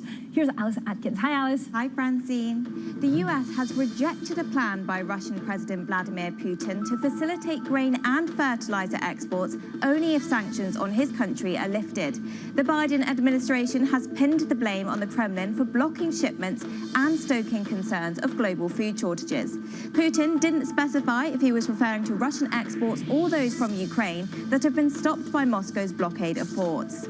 Sources say the US and Taiwan are ready to announce talks that would deepen economic ties, a move that is likely to be seen as a fresh challenge to Beijing. Bloomberg understands negotiations would focus on economic cooperation and securing supply chains. The agreement would be similar to the Indo-Pacific Economic Framework. It would fall short of a free trade agreement. Beijing's month-long COVID outbreak is worsening, with 29 new cases recorded for Thursday. There's growing anxiety within China's government about the impact of its COVID-0 policy on the economy. Officials have imposed a raft of restrictions, including work-from-home orders, for most Beijing districts. Profits at Chinese industrial firms shrank last month for the first time in 2 years. COVID outbreaks and lockdown disrupted factory production, logistics and sales. Data from the National Bureau of Statistics showed industrial profits fell 8.5% in April from a year earlier. Senate Democrats said they were a bit more optimistic about a compromise with Republicans on gun control legislation in the wake of the Texas school massacre. Democrats appear to be willing to accept incremental steps. Many senators are going home for a 10-day recess and will meet with voters who may pressure them to take action. Global news 24 hours a day, on air and on Bloomberg Quick Take, powered by more than 2,700 journalists and analysts in more than 120 countries. This is Bloomberg. Francine? Alice, thanks so much. Alice Atkins there with your First Word News. Now, the UK government has unveiled a £15 billion aid package to combat the country's cost of living crisis. That includes a windfall tax on energy companies as Britain's face soaring energy bills. Well, let's see how today's newspapers have been covering the story. The Financial Times has the headline, Sunak's windfall tax U-turn sparks anger from energy groups. Metro leading with Rishi to the rescue at last. The Daily Telegraph reads, Tories are now the party of big spending, says Sunak, and the Mirror has a headline, about time, Rishi. I love the British press. Joining us now is Bloomberg's UK economy reporter, Lizzie Burden. Lizzie, I mean, this is a hugely significant support, of course, for Britons, but also a turning point for the government. It is. What's important about it is it's targeted. It's targeted at the poorest households, unlike previous packages, and it's targeted at the fourth quarter when energy bills are set to rise. So it's a boon for consumers. They're expected to spend this money, which means it's a boon for the UK economy, which should now avoid a recession. But it piles on the risk of inflation. Rishi Sunak says this morning it's not going to add more than a percentage point, but let's not forget this is a 40-year high inflation print we had last time. And so the Bank of England is now expected by Bloomberg Economics not to pause tightening in the second half, but to hike rates 4 times before the end of the year. Yeah, and actually, our Valerie put together some wonderful charts looking at inflation in the UK. And, you know, what Bloomberg Economics is saying is that not only are we dealing with the kind of tight labor market that we're seeing in the US, but also the energy price inflation that we're seeing in Europe. So it's a nightmare for the Bank of England to deal with this. Okay, talking about the windfall tax. So BP said, look, if this happens, we're not going to do more investments. Exactly. It's controversial not just with the energy bosses, though. It's also difficult for the Conservative Party ideologically, because, first of all, this was a proposal by the Labour Party, so the Conservatives have stolen Labour's clothes and gone further. Now the tax burden in the UK is the highest since the 1950s. This is the first windfall tax since Tony Blair was in number 10. And then you've also got a higher tax on business and a doubled investment allowance. So you've got some of Johnson's own MPs saying, hold on a minute, this simply isn't conservative to tell businesses how to invest. Never mind the fact that it's, against the net zero pledges. So ideologically, a minefield for the Conservative Party. Minefield, absolutely. Lizzie, thanks so much. Lizzie Burden there with the very latest on the UK and this windfall tax. Now, coming up later this hour, we also speak with the UK Prime Minister, Boris Johnson. So don't miss that interview on Bloomberg TV. We'll have plenty more, of course. We'll ask him about the windfall tax. We'll ask him about energy crisis, the cost of living. And I'm sure he'll get a question or two about Partygate as well. Now, we're back with Rebecca Chesworth, Senior Equity Strategist at State Street. Rebecca, this is, without a doubt, the chart of the day. So let me bring up the various components when it comes to inflation here in the UK and the fact that if you look at the labour market data for March, look, this is tough. This is an extremely tough environment for the Bank of England to deal with. Is this like the test case of what other G7 central banks could do? It certainly is. It certainly seems like we're running ahead, as you said. And it's interesting because you think towards the start of last week, we thought maybe the Bank of England were going to rein back those rate rises a bit because we were starting to get, we had some poor retail sales figures, we were worried about PMIs, etc. And then as Lizzie said, you get this windfall tax or this profit levy, whatever we're going to call it, and we start to worry about inflation again. So as you say, we are the hot topic now. Everyone is going to watch how we handle it in this country. So what do you deal with UK equities? Is there anything that looks attractive at the moment? Well, it's interesting because the UK has actually performed very well this year. And actually, as a whole, you could say, do remember that the stock market is not the economy. Yep. And the stock market is relatively cheap in the UK. The sectors are the right sectors, so they're either sectors that can deal quite well with inflation or are relatively defensive. And of course, we're a bit further removed from the Russian oil and gas situation than Europe. So if we think as a whole, we can think that UK investors will probably stay there and may add in some money. But again, it's like our earlier conversation. I think you need to be aware of the inflation, but also be defensive. So maybe you do that twin strategy again. So is it all going to play out in the next earnings season? And how do you, it's about margin, it's about market share, and I guess it's about currency swings. Yeah, there's a lot for us to watch. And what we're seeing is quite complicated because the earnings season we've just seen is almost too early to tell how any of this happens. So yes, we watched Q3, we watched the comments on margins, we watched the guidance, and I think it's all, a lot could change before we get to the end of the year in the UK. Rebecca, how much do you spend to actually think about currency? So this could be the most volatile space from now until the end of the year. Yeah. And again, if we have a dollar rally, this could reprice a lot of sectors that are very either commodity rich or linked to the dollar. Well, I think you're right. I think because people's mind have been off currency for most of this year because it was just a one-way bet, and that was the dollar strength. Now we've seen, 10, 11 days of the dollar coming back. So I think that starts to re-enter equations again. And I must admit, when I look at the flows that we see as an ETF provider, we start to see people coming back into the market, but considering their currency exposure. Right. So maybe you go to the S&P 500, but maybe you do that with a hedged fund. So I think that becomes a much bigger part of the equation. Anything with crypto? If you have a haven, what's the haven actually against inflation right now? So the haven remains, as I said, I mean, oil and gas is the topic of the season, but you've also got commodities which still remain a play for investors. Or you go the other way and you say, let's just go to something, a defensive area that isn't hit by it. I'm not sure crypto's the answer. I think I'd love to say so, but I'm not quite sure that's our answer for now, because even though we saw that strength in the markets yesterday, we're seeing an okay day today. I'm not quite sure we're out of the woods for a lot of these recession worries. Healthcare. So healthcare is everything from biotech to vaccine makers. How do you choose the right ones?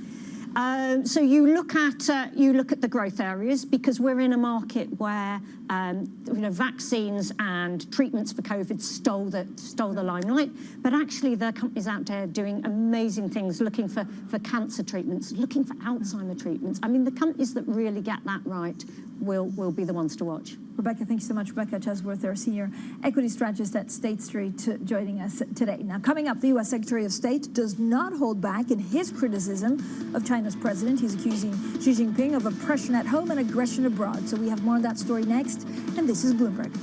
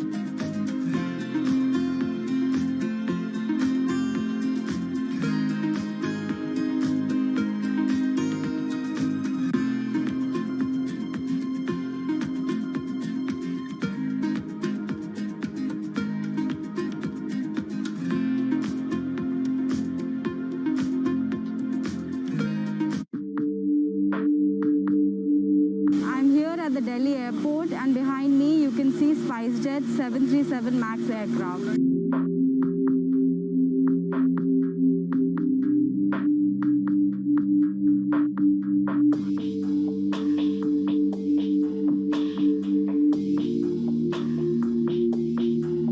SpiceJet Chairman Ajay Singh earlier today said that Boeing is going to compensate SpiceJet in form of cash and aircraft.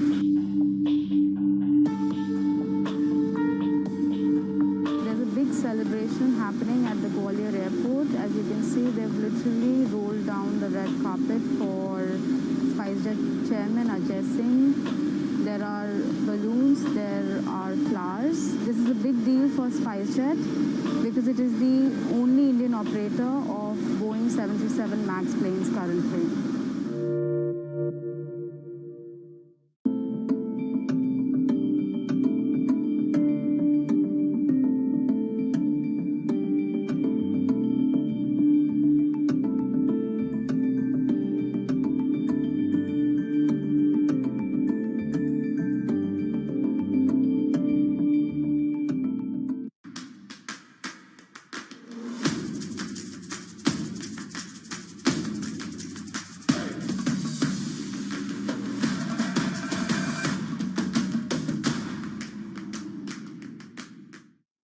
Market that over the past few weeks has made it clear it wants to go higher. It got a little spooked by the idea that geopolitical tensions are rising.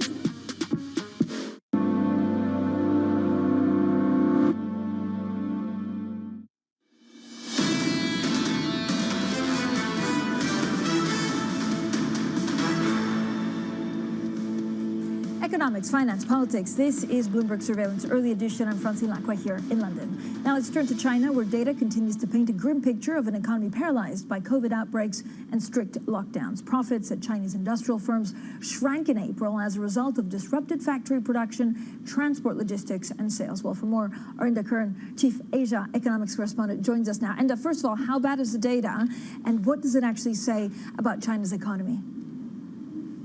It's clearly bad. It does show the pressure on the industrial sector, Francine. Like you mentioned, factory profits down 8.5%. And interestingly, foreign companies operating in there, their profits are off, were off even more, around 16% actually over the start of this year. So it does speak to what's happening with the industrial sector, which is essentially a lot of disruption to manufacturing and production, a lot of disruption to logistics and transportation. And all of that is because of the ongoing either COVID lockdowns or at least the aggressive measures required to contain the virus. China has been trying to operate something of a closed loop or bubble system for its factories to keep them in operation, but clearly that hasn't been enough to kind of smooth out the overall disruption. And I don't think anyone sees a near-term complete turnaround for the factories just yet. Yeah, so U.S. Secretary of State Antony Blinken and also taking aim at China. Let's have a listen.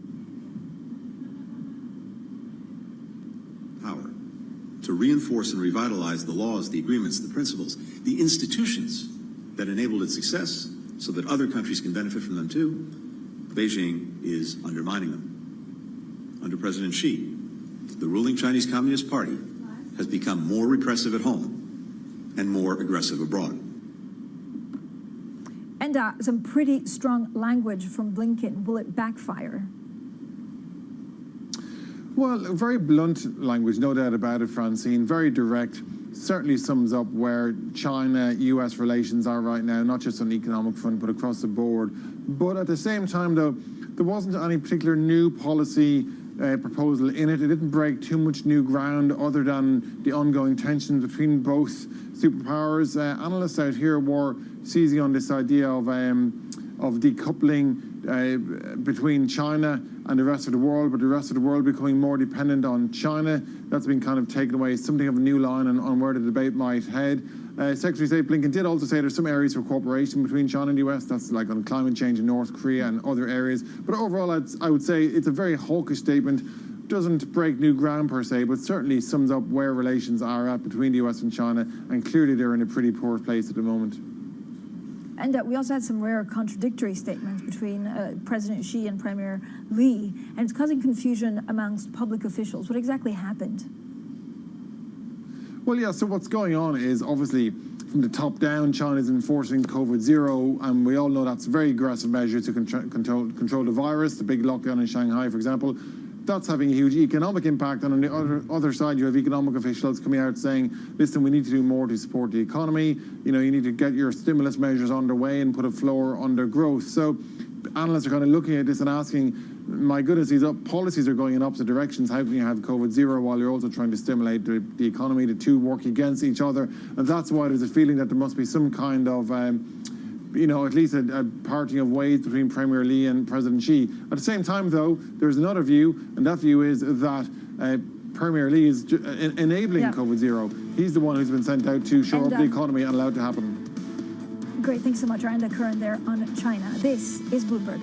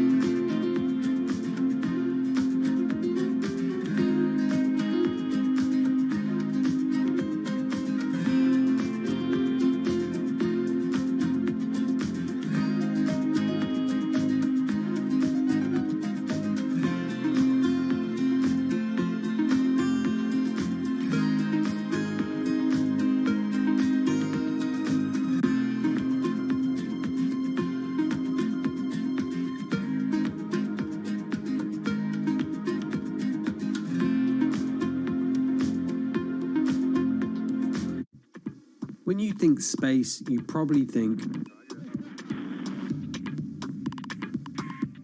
one space agency that travels under the radar is ESA,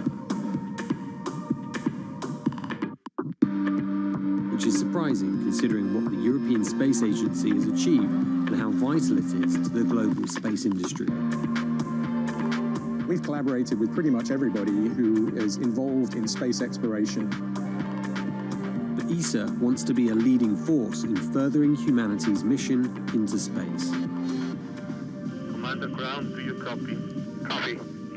If we want to have successful human missions to Mars, we are going to have to learn to live and work off-world in a different way. The place where we are going to learn to do that is on the moon. Can ESA help humanity take its next giant leap?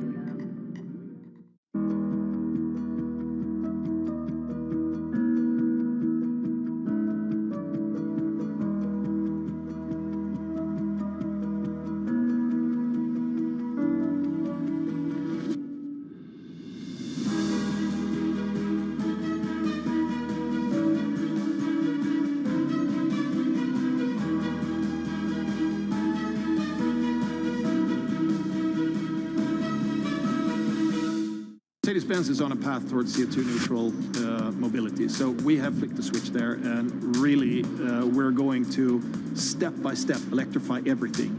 And what does that mean? Combustion engines get electrified. I think that it's hard to put your head around any narrative. Let's just be honest. We've had sort of a shift in, are we in some sort of stagflation fears moment? People were talking about that all day yesterday.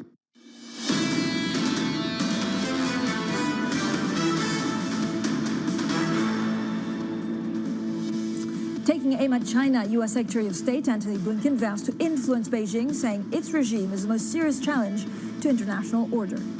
Tech turnaround, Alibaba and Baidu jump after a beat on earnings, giving Asian stocks a much-needed boost. Plus, staging a comeback, signs of robust consumer spending give markets a risk-on mood, with U.S. stocks poised for their first week in the green in 2 months.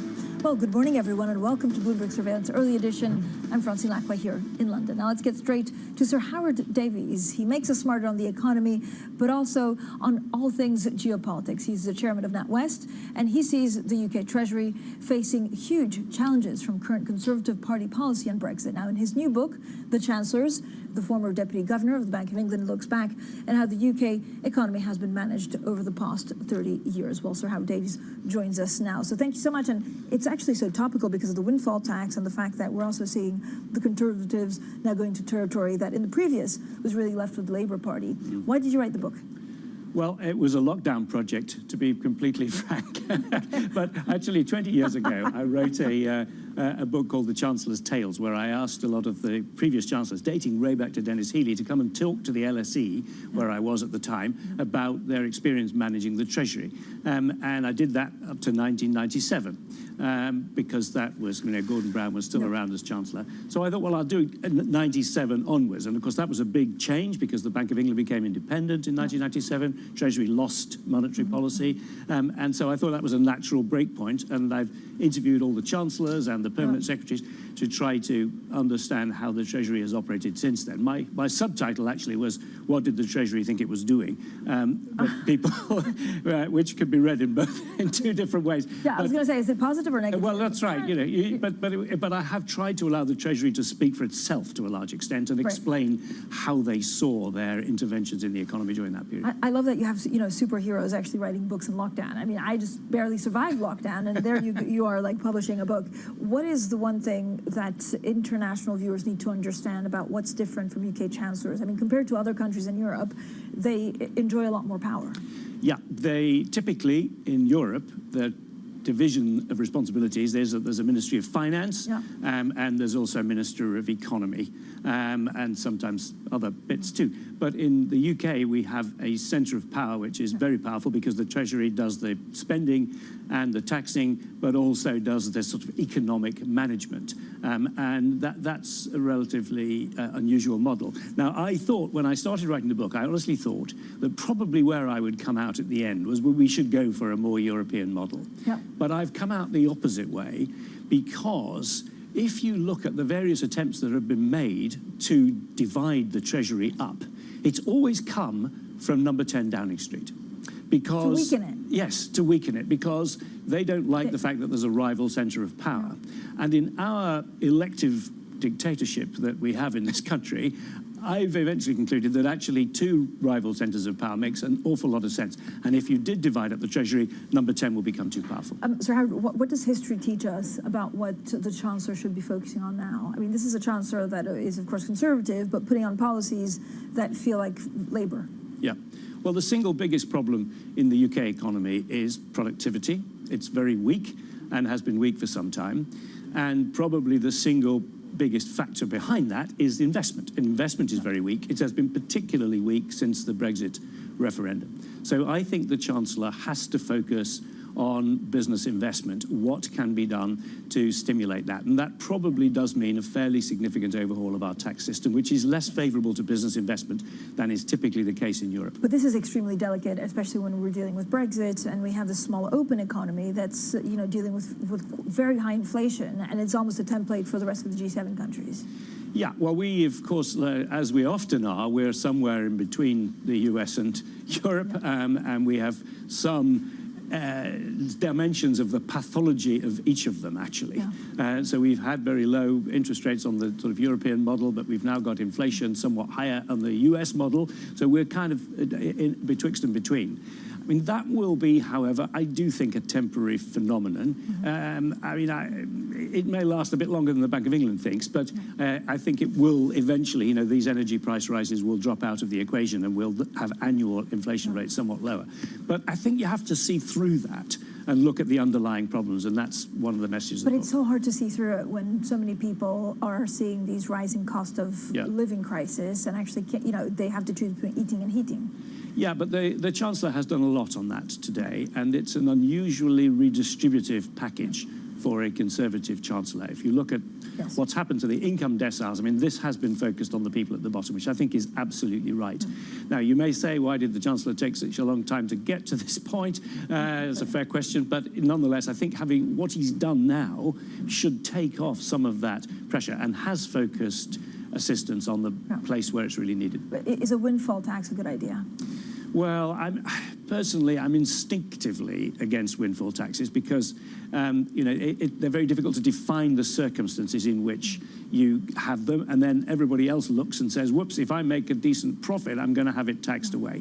But I guess in these circumstances, given that it is a highly unusual, sort of intervention driven by a war, you probably can define it tightly enough such that other companies won't fear that he's coming for them. And so I think it's probably just about okay. Sir Howard, I mean, one thing that I actually, I was wondering when I was reading your book is how close do the banks work with Treasury in trying to give them data so that they understand what they're dealing with? So a lot of economists have gotten wrong, the inflation, productivity, even employment. You have access to this data because you have real clients in the real world. Yeah, I mean, I think our interaction is more, however, with the Bank of England and the prudential regulators who have access to everything that they want. So generally, we feed through that way. I mean, the Treasury does talk to the banks from time to time about how they are feeling things. But I mean, I think typically, and now that the Bank of England with the Prudential Regulatory Authority has an oversight of everybody, there's not much they don't know. I don't think they can hide behind the excuse that we didn't know what was going on. All right, Sir Howard, thanks so much. Sir Howard Davies, Chairman of NatWest, stays with us. We'll talk a lot more about the book, and we'll, of course, talk about productivity. Coming up a little bit later this morning, we also speak with the UK Prime Minister, Boris Johnson. That's a conversation on the windfall tax.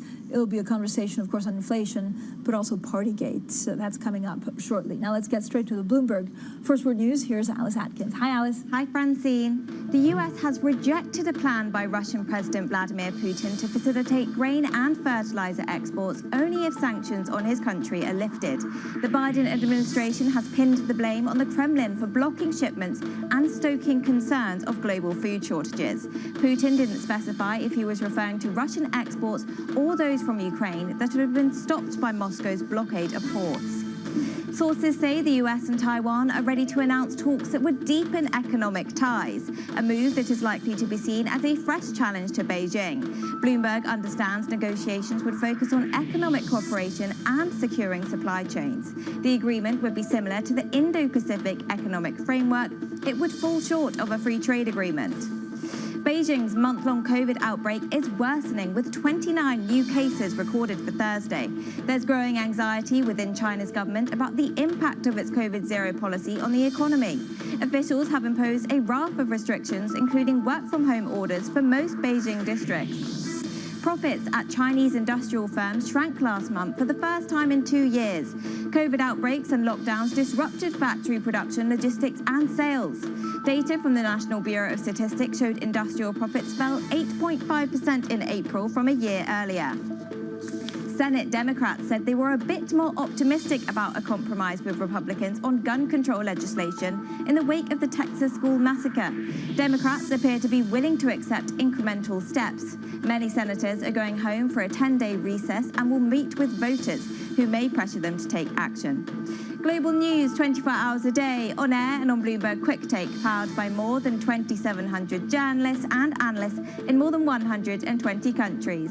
This is Bloomberg. Francine? Alice, thank you so much. Alice Atkins there with the very latest first word. Now, coming up, place your bets. How a new derivatives market is letting investors bet big on almost anything.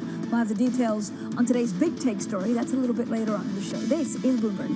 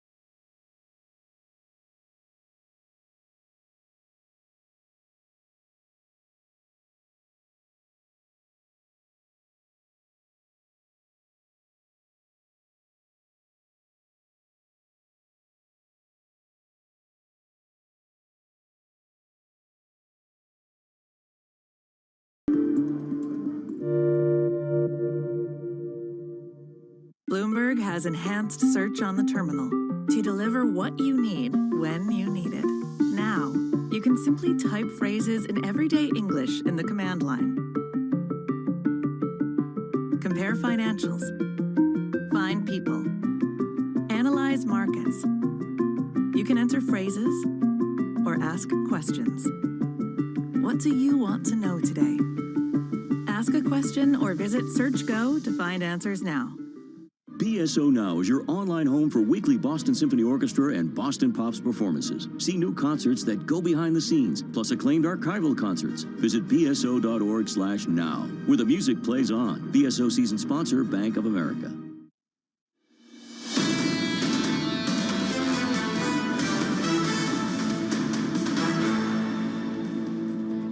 Economics, finance, politics. This is Bloomberg Surveillance Early Edition. I'm Francine Lacqua here in London. Now we're back with Sir Howard Davies, chairman of NatWest, who also just published this book, The Chancellors. How was a book party? I mean, at least people are back, so you don't have to do everything by Zoom.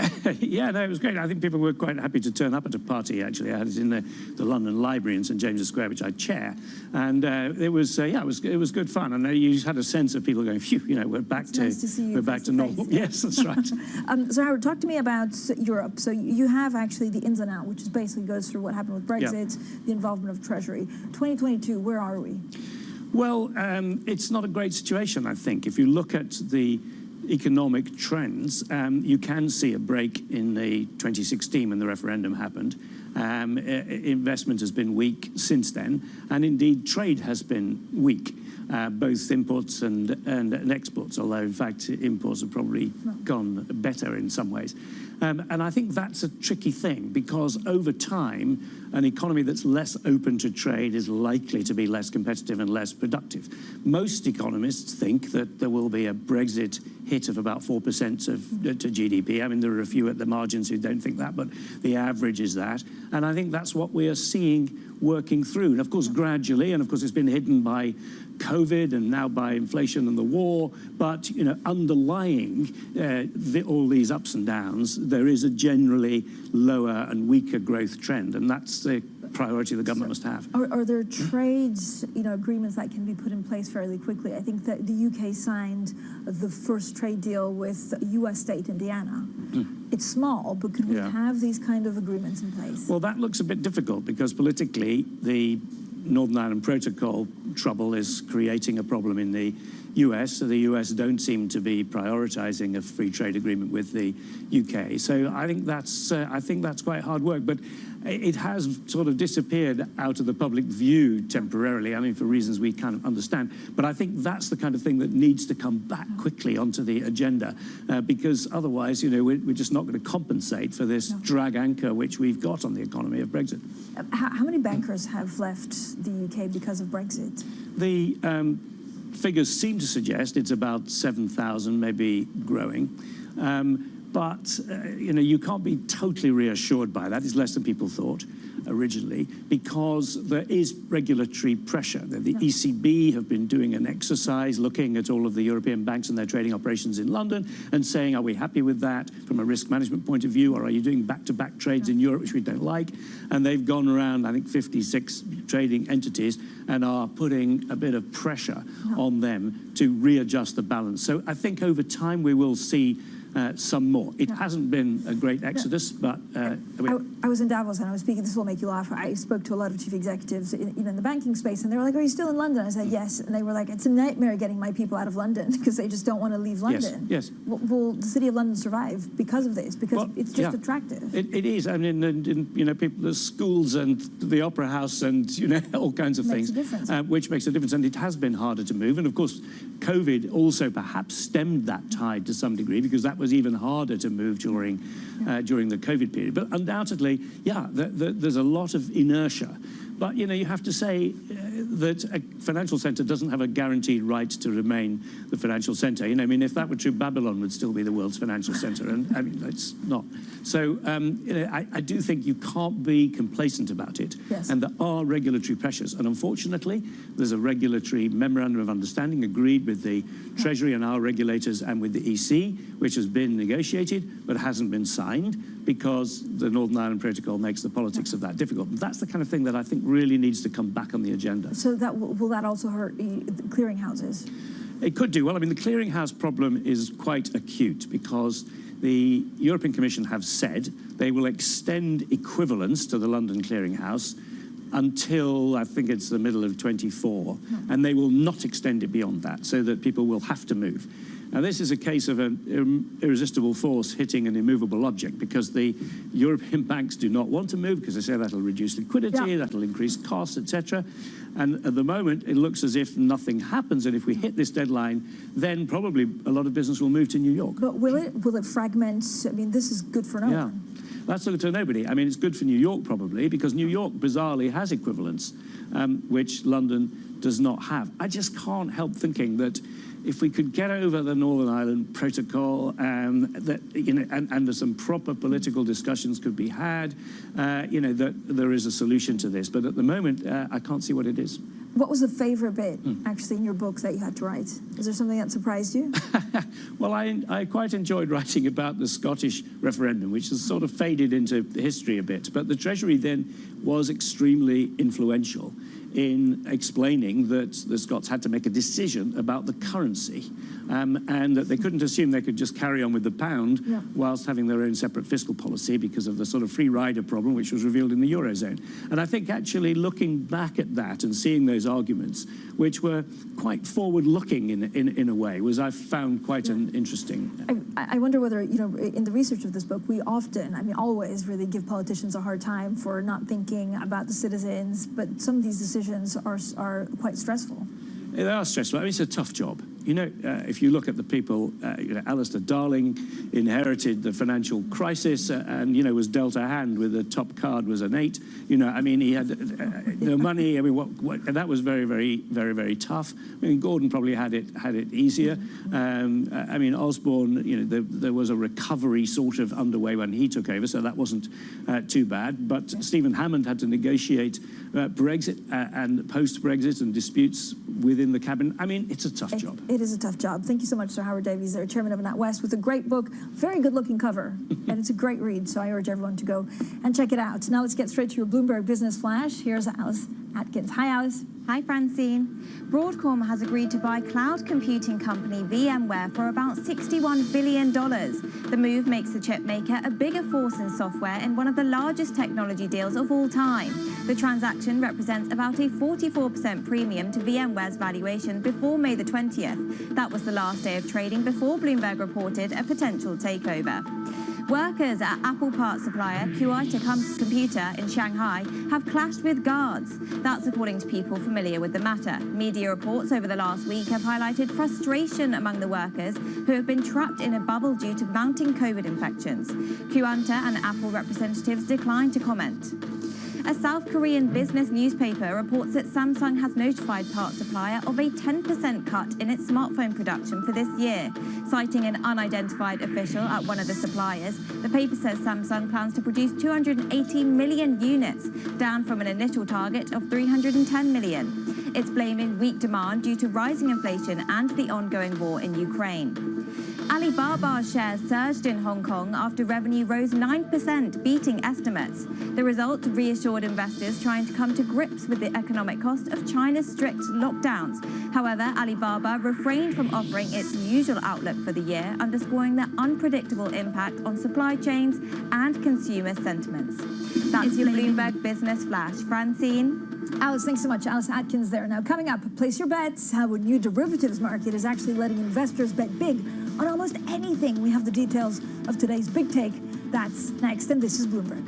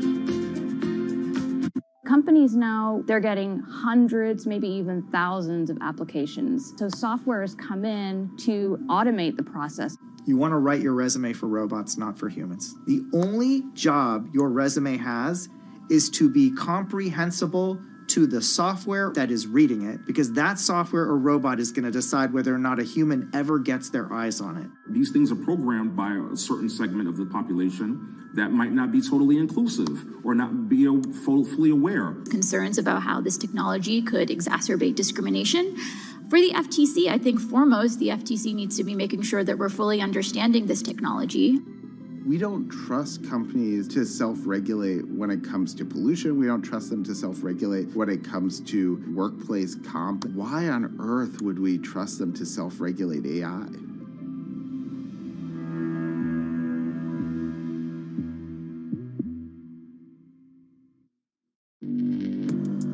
Access the financial world on demand. Hear from leading economists, policymakers, and industry experts via live and on-demand webinars, only from Bloomberg. Start exploring to see what's moving the markets. Visit Bloomberg.com/webinars. It's really a reminder, isn't it, just how sensitive the markets are to any commentary about trade. We did see some pressure on the yuan, we did see some pressure on the futures. That is now being reversed.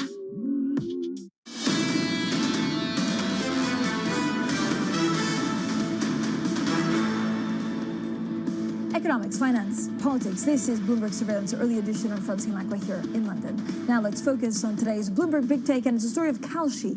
Now this is a new and pretty controversial type of financial exchange for trading on the outcome of events. Now it's recently been approved by the U.S. Commodity Futures Trading Commission, and it does let investors bet big on almost anything. Well, our investigative reporter Liam Vaughan has been all across this. Liam, I mean, this is amazing. It's basically between trading and gambling. What can you tell us about this new market, Kalshi, and its founders?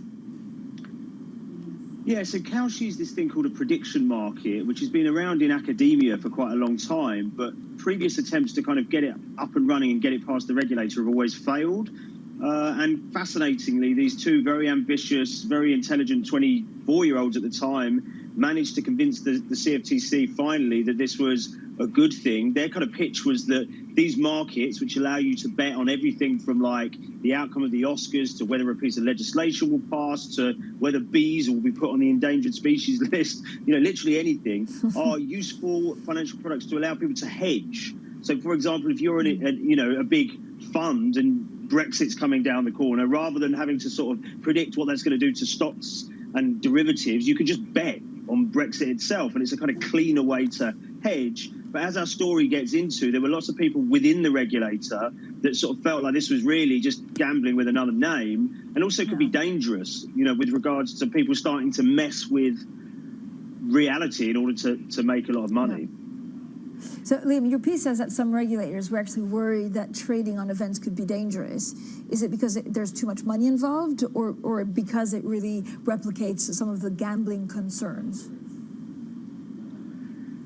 I mean, it's a bit of both. I mean, I mentioned earlier that the only previous prediction markets were run by universities, and you were only allowed to bet a few $100s. And the reason for that is because there was concerns that if you put enough money on it, the incentive really increases for people to start trying to rig it, like there is in any market. So I gave the example of like bees being put on the endangered species list. Well, if you can imagine, there's going to be somebody or some department that's responsible for making that decision. And if you've got like millions of dollars riding on it, then it's quite conceivable that somebody will try and, get to that individual, get to that group and try and rig that outcome. More kind of shocking than that is previously people have tried to kind of rig manipulate these kind of prediction markets because they know that the press look at them. So you can almost change the narrative. So say you've got a market on like, some individual winning the next Democratic primary. Well, if you can get prediction markets to say this guy's actually like the smart money's on this guy, and you can get a load of newspapers to write about that, then you can kind of start to have an impact on the real world. Yeah. It's not just dog wagging tail, it's tail wagging dog, if you see what I mean. Okay, yeah, a great story. It's one of our most read stories, so I urge everyone to go and check it out, of course, on our social media or on the Bloomberg terminal or website. Liam Vaughan there joining us. NI Big Take is where you find it on the terminal. Bloomberg Surveillance Early Edition continues in the next hour. Matt Miller, Kay Lines in New York, and Edwards here in London, and this is Bloomberg.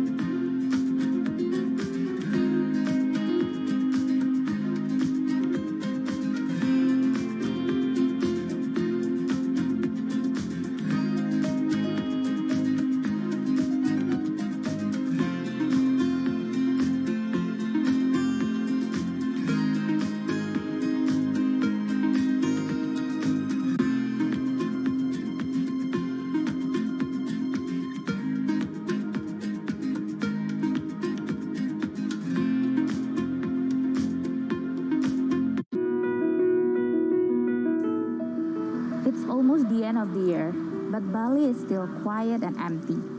I am here in Kuta Legian, one of the main walking streets here that is used to be a tourist spot for beach, dining, shopping, but many shops here are still closed. Most of the outlets are either for rent or for sale as they have run out of business. Saya kerjanya di sini udah lama, udah ada 10 tahunan di sini kerja. Masih sepi sih, nggak kayak dulu. Kalau dulu kan rame, sekarang ya ada 1-2 itu ada, tapi nggak kayak dulu. Kalau dulu rame sekali. Sekarang paling dapat jualan ya 100, 120 gitu. 200 ya. Kalau dulu sih ya nyampe dah 1 juta, 1,5 tuh nyampe dapat jualan. Bisa sampai 2 juta dulu. Sekarang nggak pernah lagi dapat segitu. Sama aja. Belum ada turis ke Bali. Masih ya domestik aja. While Bali has reopened its borders for foreign tourists since October, they're still not coming in. Many international airlines are yet to reinstate their direct flight to the island. Balinese people here really hope they can see more people from Australia, China, and Europe to come visit next year. Stocked early enough all these precious materials you were just mentioning, and we were on the lucky side that our prognosis was spot on in a way, forecasting what kind of material we would need and what quantity we would need.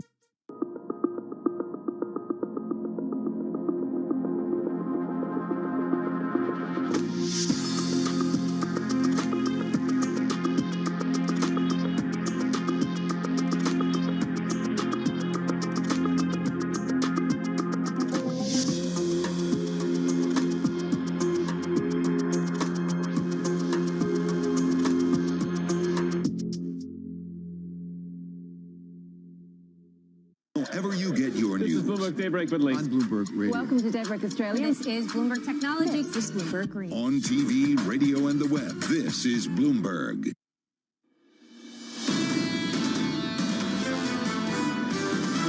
The challenge is going to be, how are you going to make this a global solution, right? Are we going to be in a recession, or are we going to be in a rocky landing, maybe soft landing? The inflation story, and probably, I think, for me, more important, the job story is still something in flux. The consumer will follow where the labor market goes. I think we're seeing more of a spending shift and a consumer behavior pattern shift than necessarily early signs of a recession. This is Bloomberg Surveillance, Early Edition, with Anna Edwards, Matt Miller, and Kaylee Lines.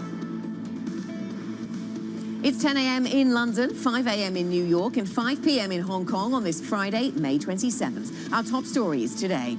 Another retailer gets hammered. Shares of Gap are plunging after the company slashed its forecast and missed earnings estimates. Taxing times for Boris Johnson. The British Prime Minister speaks to Bloomberg after hitting the energy industry with a 25% windfall profits tax. And the governor of Texas reportedly drops plans to speak to the National Rifle Association, meeting in person after that elementary school massacre. But Greg Abbott will still deliver a taped message.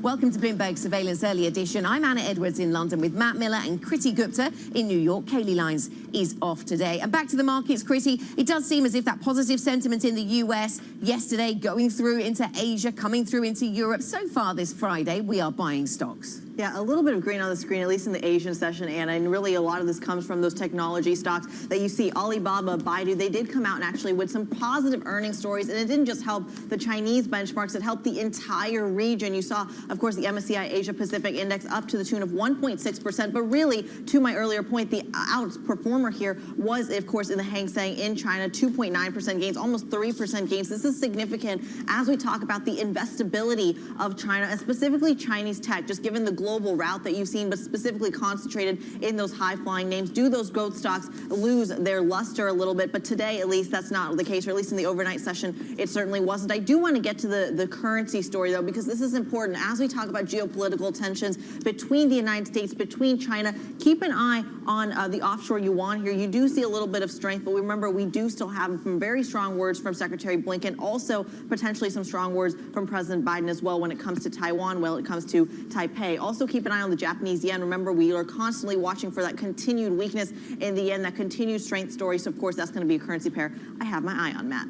Keep your eye on it, Critty. All right, we have, as Anna mentioned, some optimism here on this Friday that is a little bit surprising, right? We have futures up before a 3-day weekend, and typically traders want to get out of long positions before such a holiday. So let's see if we rally at the open and then maintain gains throughout the day. We have 10-year yields rising. This is the second session in a row right now. 275 is the level there. They came up just a little bit at the end of the session yesterday, so it does look like investors are comfortable enough to let go of some of that government debt, the perceived safety of government debt. Nymex crude on the rise again. Text intermediate almost to 115 now. That's a Brent level over the last couple of weeks, and of course Brent is rising as well. So very important as higher gas prices disturb Americans, especially on these long holiday weekends where they tend to drive more. Bitcoin falling down below 29,000 and holding around this $28,000 level is disturbing for some, especially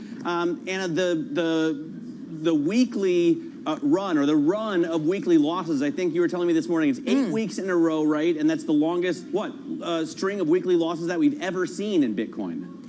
Or for a decade, I think, Matt, but certainly a weak statistic if you're looking for one in terms of Bitcoin. Not the most lost, but in terms of the length of time that we've seen weakness in that market. That is interesting. And we will talk much more about crypto coming up later in the program. We have a guest to talk to us. There's a lot going on away from Bitcoin in other coins as well. Interesting to see then, we were buying stocks in Asia. There's a little bit of positivity come back into US futures. And in aggregate, we are buying stocks here in Europe, but certainly it's a really mixed picture. We're flat on the IBEX in Spain, certainly flat in London. The CAC and the DAX make modest gains. Really strong, though, in Scandinavia. We've got a lot of buying going on of Scandinavian stocks this morning. Let's move on and show you where we are on a sector perspective. We've got some of the consumer-facing names that have been beaten up in recent sessions, some of those performing well. So consumer products is one of the sectors we're watching that's bouncing back 2.5% to the upside. A lot of Scandinavian names in that sector, it would appear. This is the UK side of things, though. This is underperformance in the UK because BP is down by 1.4%. We saw these businesses hit yesterday as well. This is as a result of that windfall tax on their UK operations, their UK profits. So that's the latest there. And BP saying that they're going to review their investment plans as a result. This has a more multi-year element to it, the tax, according to BP, than they had anticipated. And this is a big unknown. Centrica, this is another one of these power generating companies, electricity company. We talked earlier on in the week about SSE and Drax. They operate in the same space. And here there's a big question mark. Will they or won't they be hit by the same tax? And we just don't know. The Chancellor leaving that open, actually mentioning it and saying it's still a possibility. He's thinking about it. This is the ruble, and the ruble losing some ground this morning. In terms of Russian news, Chrissy, we need to keep an eye on the deadline, of course, for Russian payment of debt, or a coupon on that debt payment. And it does seem as if we're approaching another deadline at the end of today. And this, crucially, is going to be the first one since the US Treasury closed that loophole that allowed the money to get through last time. So we'll see whether the Russian money finds its way through this time. Russia says it has paid, but we'll see how the process develops from here, Chrissy. Yeah, a really fascinating time to look at those Russian assets as we especially talk about the ruble, which I think is like the strongest that it's been last quarter cut relative to other EM currencies. Does it perhaps start to lose that steam as it is this morning, given those capital controls? We'll, of course, keep an eye on that, as well as what is ahead today at 8:30 a.m. New York time. We'll get the latest read on the U.S. consumer with personal income and spending, as well as the core PCE deflator for April. That will be followed by University of Michigan consumer sentiment at 10 o'clock. And the U.S. bond market closed early at 2 p.m. today for the Memorial Day holiday, and the National Rifle Association's annual meeting is scheduled to start in Houston on Friday, despite the mass shooting at a Texas elementary school on Tuesday. Former President Donald Trump said he will keep his appearance. Anna.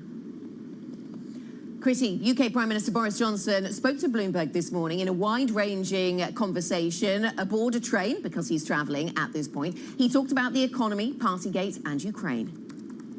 I think it's very, very important that we do not get lulled because of the incredible heroism of the Ukrainians in pushing the Russians back from the gates of Kiev. I'm afraid that Putin, at great cost to himself and to Russian military, is continuing to chew through ground in Donbass. He's continuing to make gradual, slow, but I'm afraid palpable progress. And therefore, it is absolutely vital that we continue to support the Ukrainians militarily. Prime Minister Boris Johnson in the UK talking about Ukraine there. He gave comments on the global geopolitical picture. Meanwhile, the UK government has unveiled a $6.3 billion aid package to combat the country's cost of living crisis. How are they going to pay for that? Well, part of it is coming from a windfall tax on energy companies as Britain's faced soaring energy bills, and energy companies have been making money. Joining us now is Bloomberg's UK economy reporter Lizzie Burden, who has details for us. So a wide-ranging conversation there with Boris Johnson. It's been a really busy week. We've gone from Partygate to the news yesterday about support for families and for individuals. How significant is this extra support then? Very. It's big money and it's targeted, crucially. It's targeted at the poorest households and it's targeted at the fourth quarter when energy bills are set to rise. So this is just what the lobby groups have been calling for.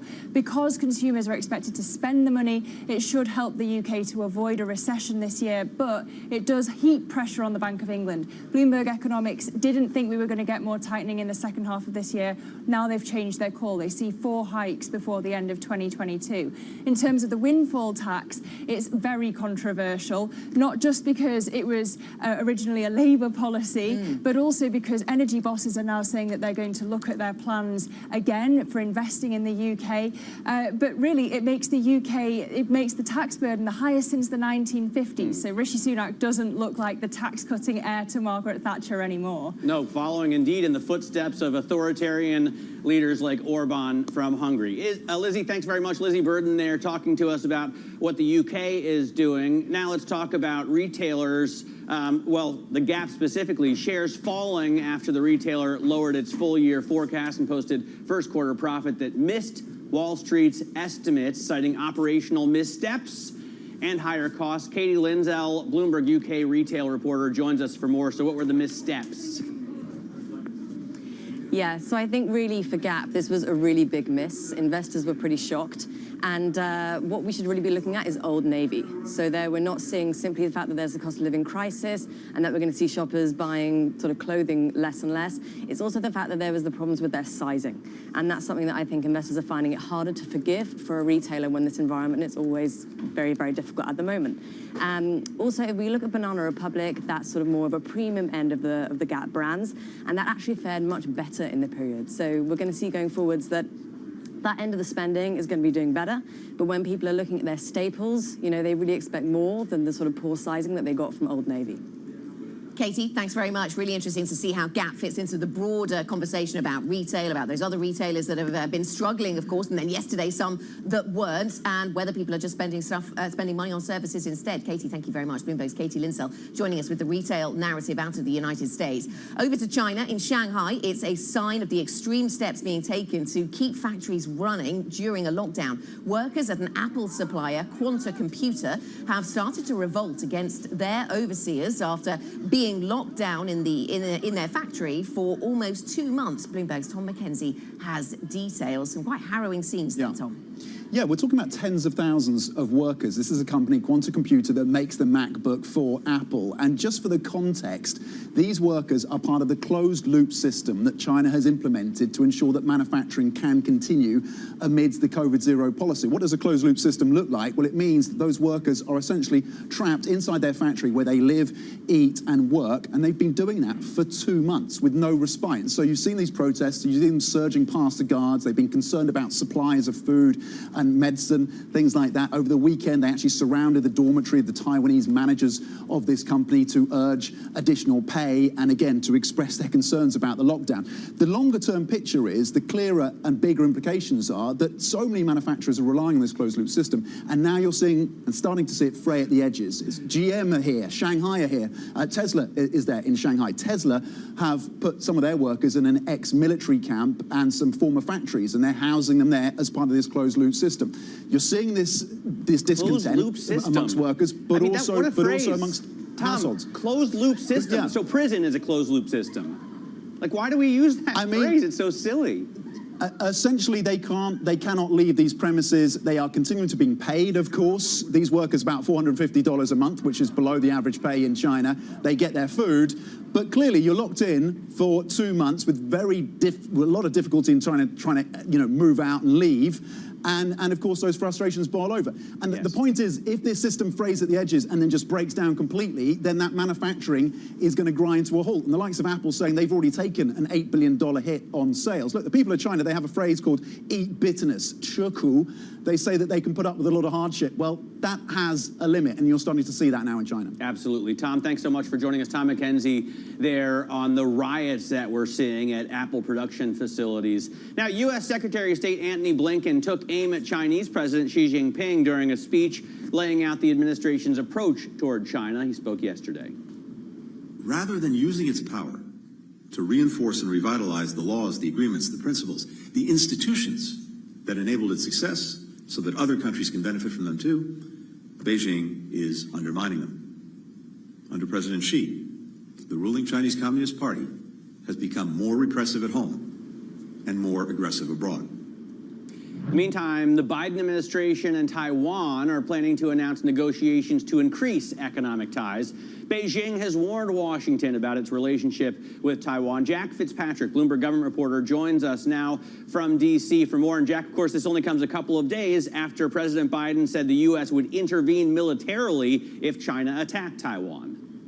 Yes, this is a bit of a softer approach than that after the president was forced to sort of walk back that comment on military intervention in Taiwan. But there is supposed to be a series of negotiations to try to deepen economic ties between the U.S. and Taiwan. This would not be a trade deal. It's not something that the president would have to bring to Congress, and it's not something that could guarantee market access. It's not quite that significant, but it's the kind of thing that would focus on the resilience of the supply chain, agricultural trade, that kind of thing. And it's actually along the lines of the Indo-Pacific economic framework. But of course, speaking of China, there was some hesitance of the Asian countries involved in the IPEF to include Taiwan in that. So this is almost a bit of an appendix to the IPEF that the president is working on through executive orders, not a trade deal, but in his own right, more broadly in Asia.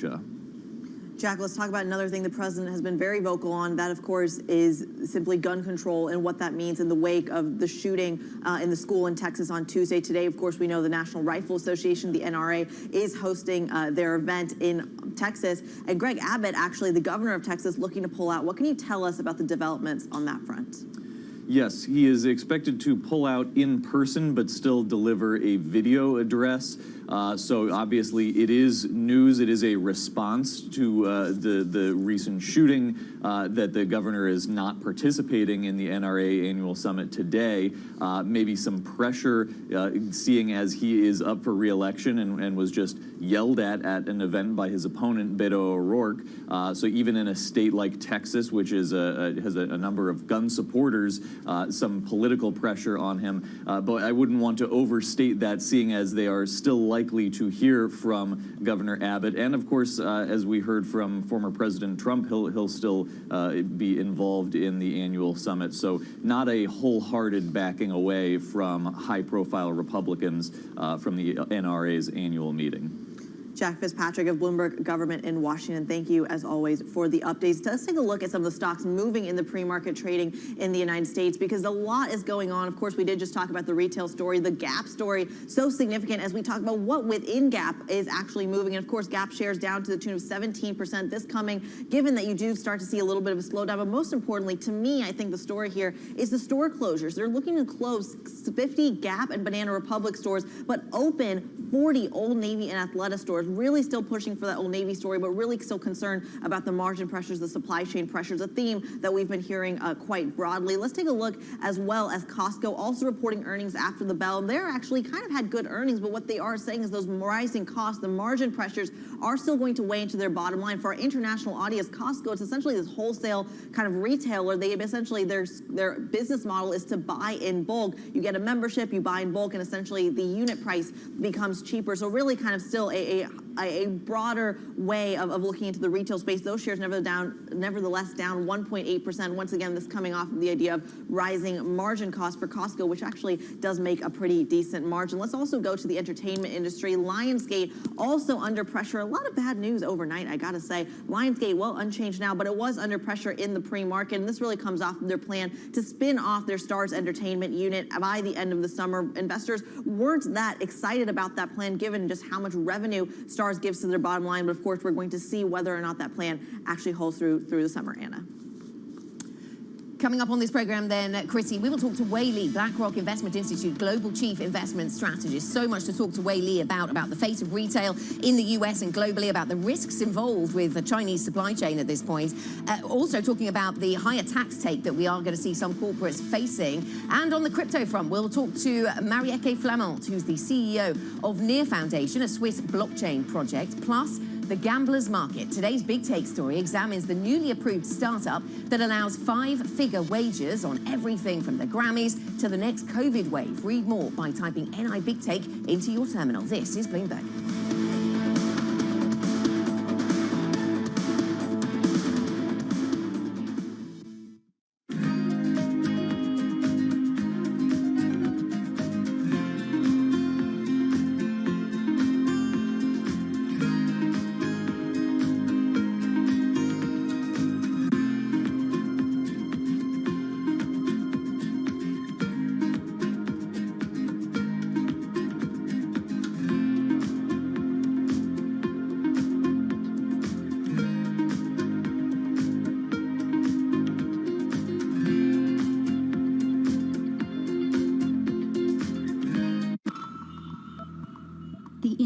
city of Jamnagar is a money-making machine for Asia's richest man, Mukesh Ambani.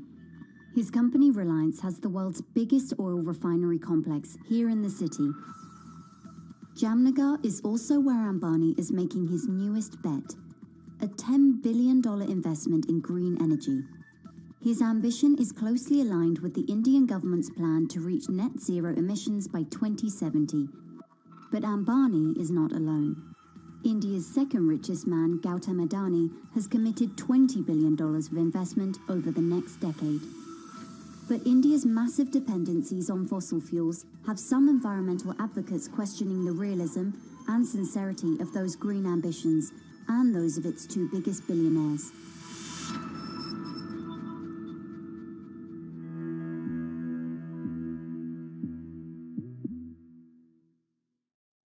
Lots happening on Wall Street. It's the basic law of economics. It validated what the market was already pricing. Need to catch up? This is Bloomberg Wall Street Week. I'm David Weston. We've got the information and insights. David, you just hit the nail right on the head. From businesses most influential and instrumental. And that's the way you run good risk management. It's a challenging dynamic. We could continue to see that kind of strength. Bloomberg Wall Street Week premieres Friday with replays all weekend on Bloomberg Television and Radio.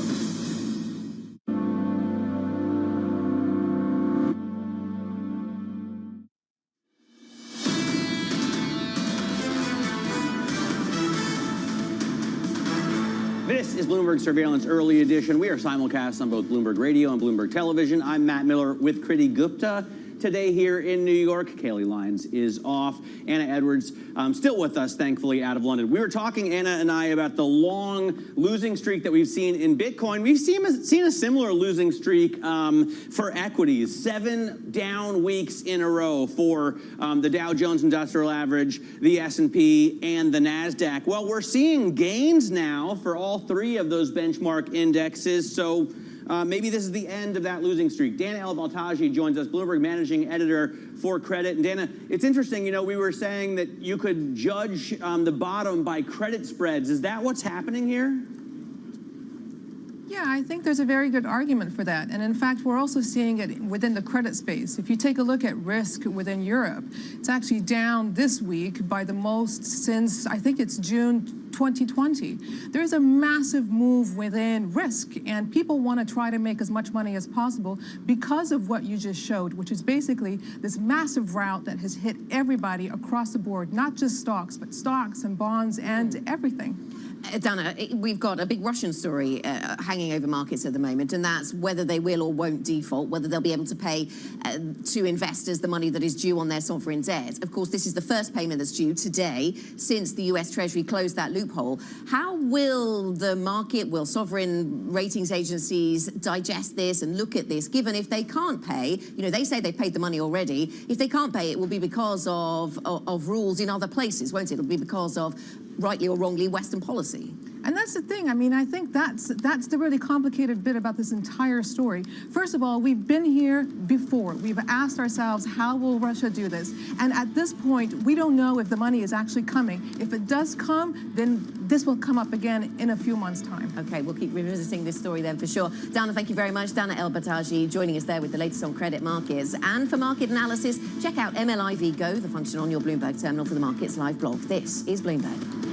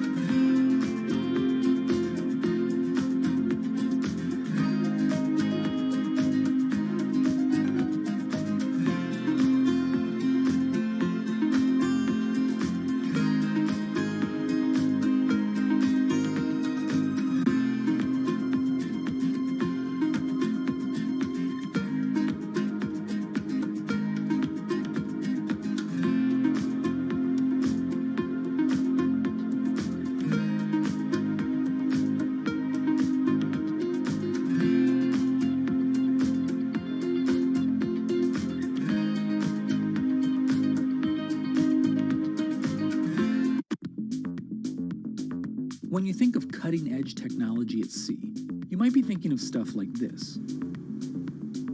But there's an incoming revolution on the high seas that isn't quite as sexy, but could be significantly more impactful. Container shipping is the key component of global trade. About 80 or 90% of all the world's goods are transported at sea at some point. But there's a significant unseen cost to the modern era of global commerce. About 3% of all the world's CO2 emissions come from shipping. 3% may not sound like a lot, but that's roughly comparable to the entire CO2 output of Germany. Since reducing trade isn't a likely option, what about a technological improvement to help reduce the emissions from these well-stocked maritime behemoths?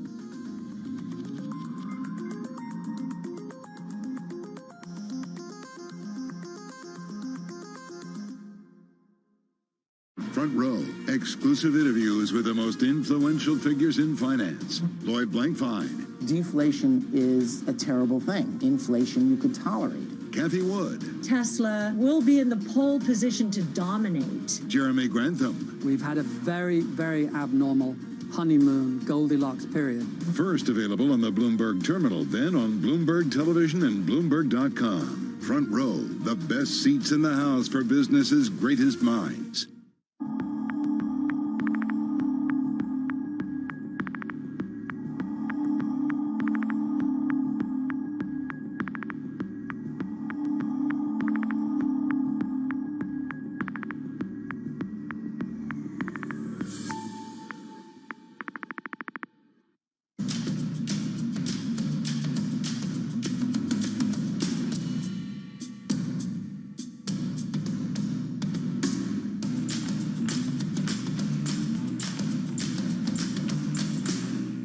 It's really a reminder, isn't it, just how sensitive the markets are to any commentary about trade. We did see some pressure on the yuan, we did see some pressure on the futures. That is now being reversed.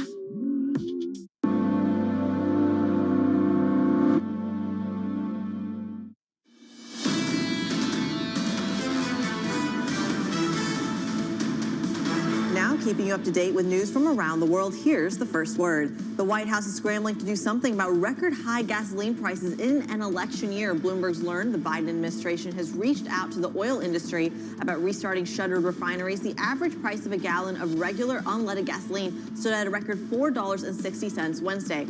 And a record volume of Russian oil is on tankers, and unprecedented amounts are heading to India and China. Asia overtook Europe as the largest buyer of Russian oil for the first time last month. Other nations have restricted Russian oil and gas imports. Coming up, Wei Li, BlackRock Global Chief Investment Strategist. That conversation next. This is Bloomberg.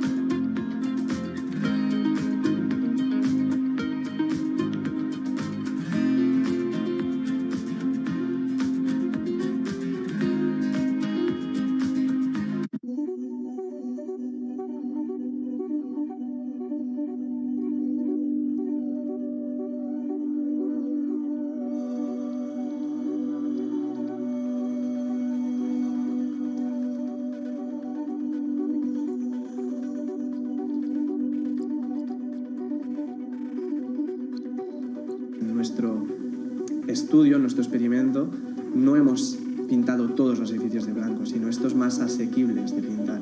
Y ya hemos detectado reducciones medias en el área metropolitana de 0,8 grados aproximadamente en un periodo de ola de calor y con picos máximos de 4 grados de disminución en un momento puntual del día, en una zona puntual del día. Y como dices, en una ciudad como Barcelona funciona incluso mejor que las zonas verdes, según las modificaciones nos detectan incrementos, o sea, disminuciones de temperaturas mayores con tejados blancos que con incrementos de zonas verdes como tienen planteados el plan director urbanístico.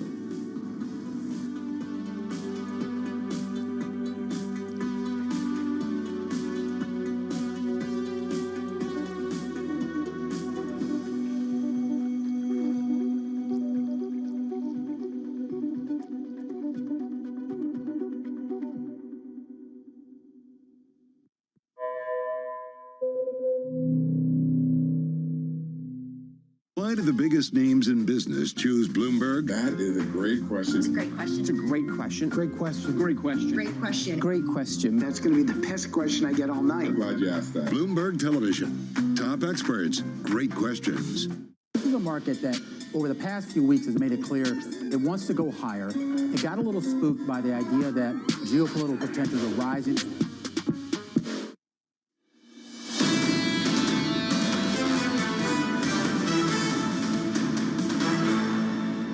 This is Bloomberg Surveillance Early Edition. Here's what you need to know.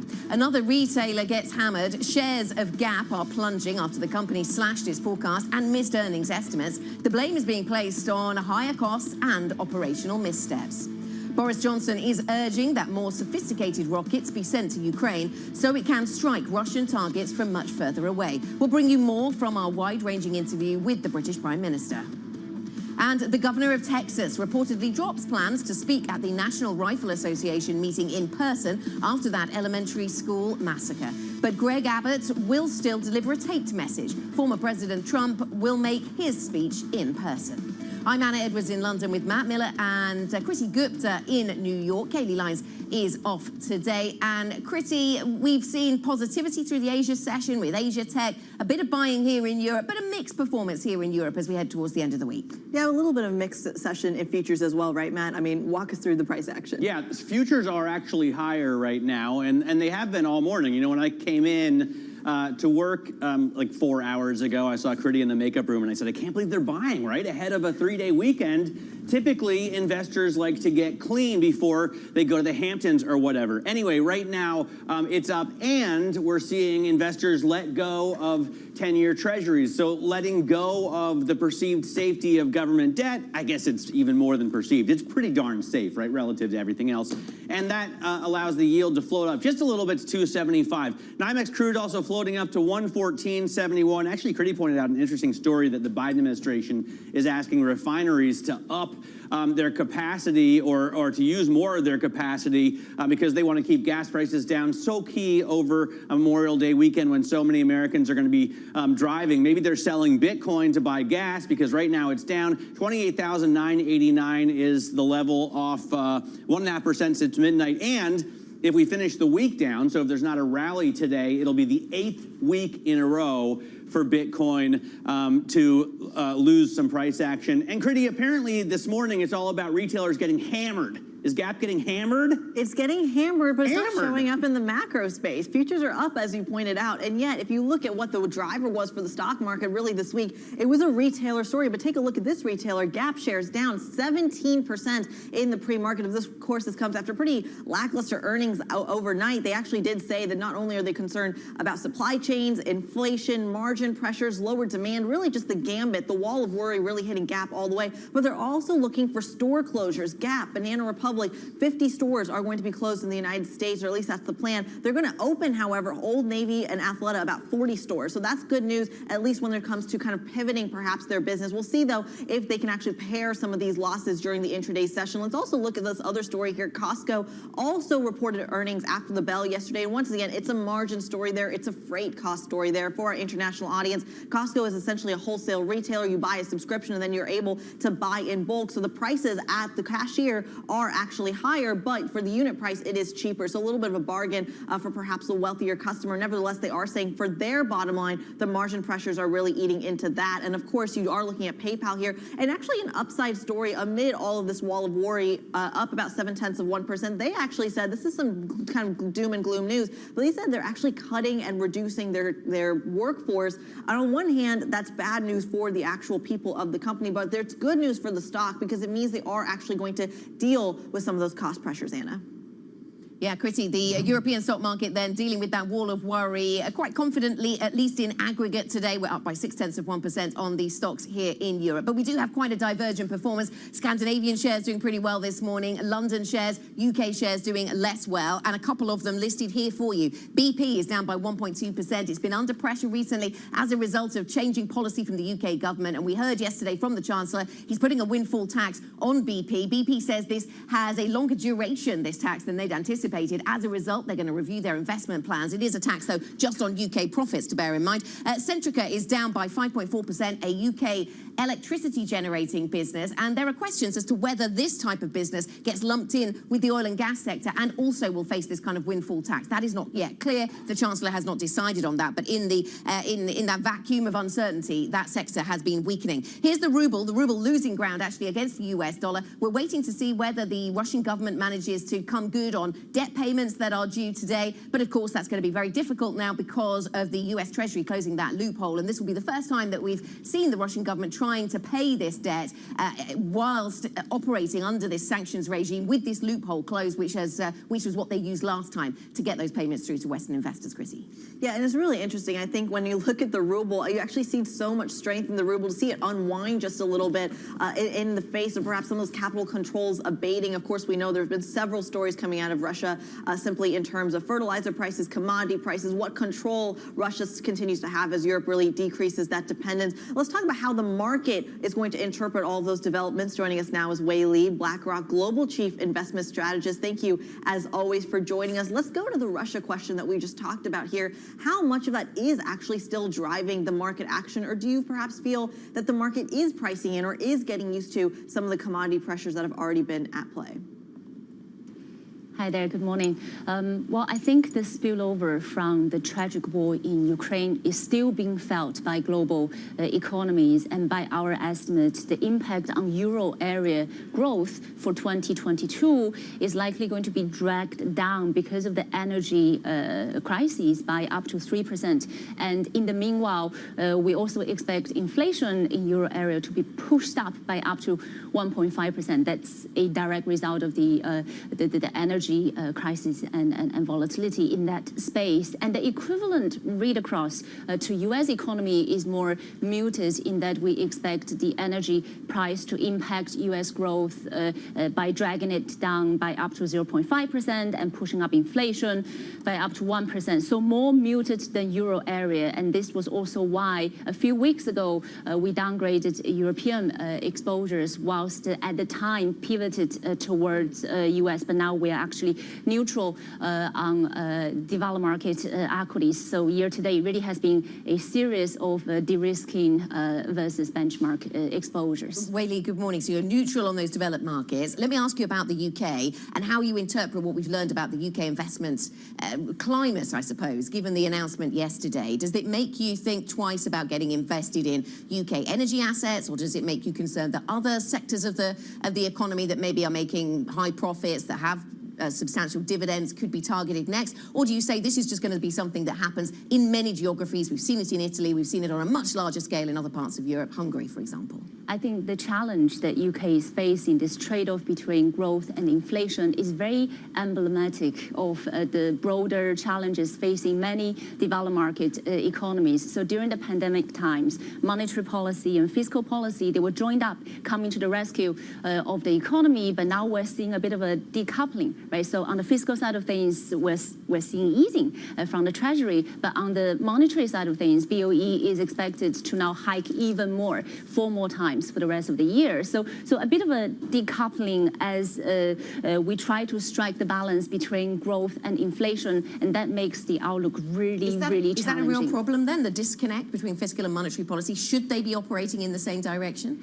Well, I think with inflation at 9% and potentially even higher, given the energy prices impact, I think that's really hard to navigate. Decoupling of fiscal policy and monetary policy just makes the investment landscape a bit more difficult to navigate, which is why we're currently neutral UK equities as well, despite the fact that we actually like the cyclical nature composition of the equity index. And on the gilt market, we think that 4 more rate hikes for this year is a bit too aggressive, but we expect term premium to come back so long and to go higher. Old guys that come on the show always say don't fight the Fed, and for such a... It seems we have a problem with Matt's microphone. Echoey. Yes, we'll try and fix that. I think he was asking you something about the Fed. That was what I picked up. So I'll go.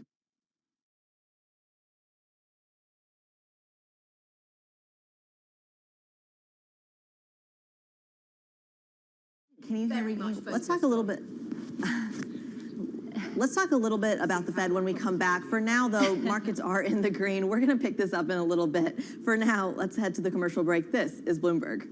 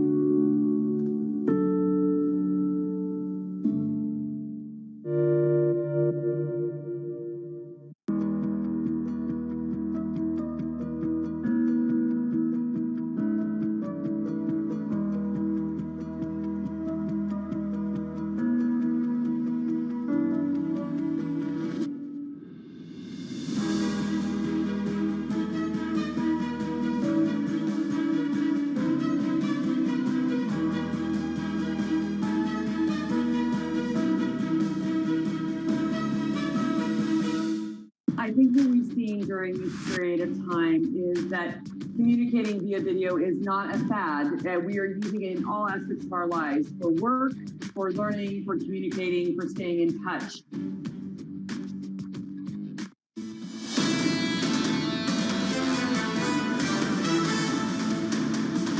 Welcome back to Bloomberg Surveillance Early Edition. For those of you who were watching minutes ago and are wondering what the heck just happened, apparently our director, Anthony Surik, hit the wrong button and just canceled all of our audio. So I don't think that's what he said. No, he denies it. Surik, you're guilty. No, let's get back to the markets right now, and specifically to Bitcoin, because 2 years ago, Guggenheim CEO Scott Minerd predicted Bitcoin could reach $400,000 a piece. But this week in Davos, he made a big shift. Now he's predicting a massive plunge even from here. Listen in.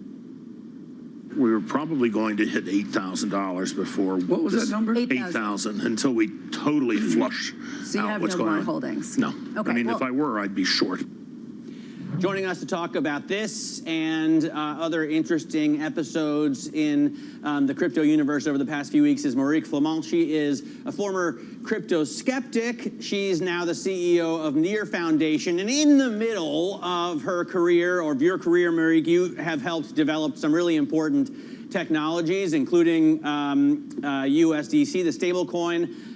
Let's start off with the absolute catastrophe and total failure of Terra Luna. That has got to kill confidence in a huge part of the crypto universe.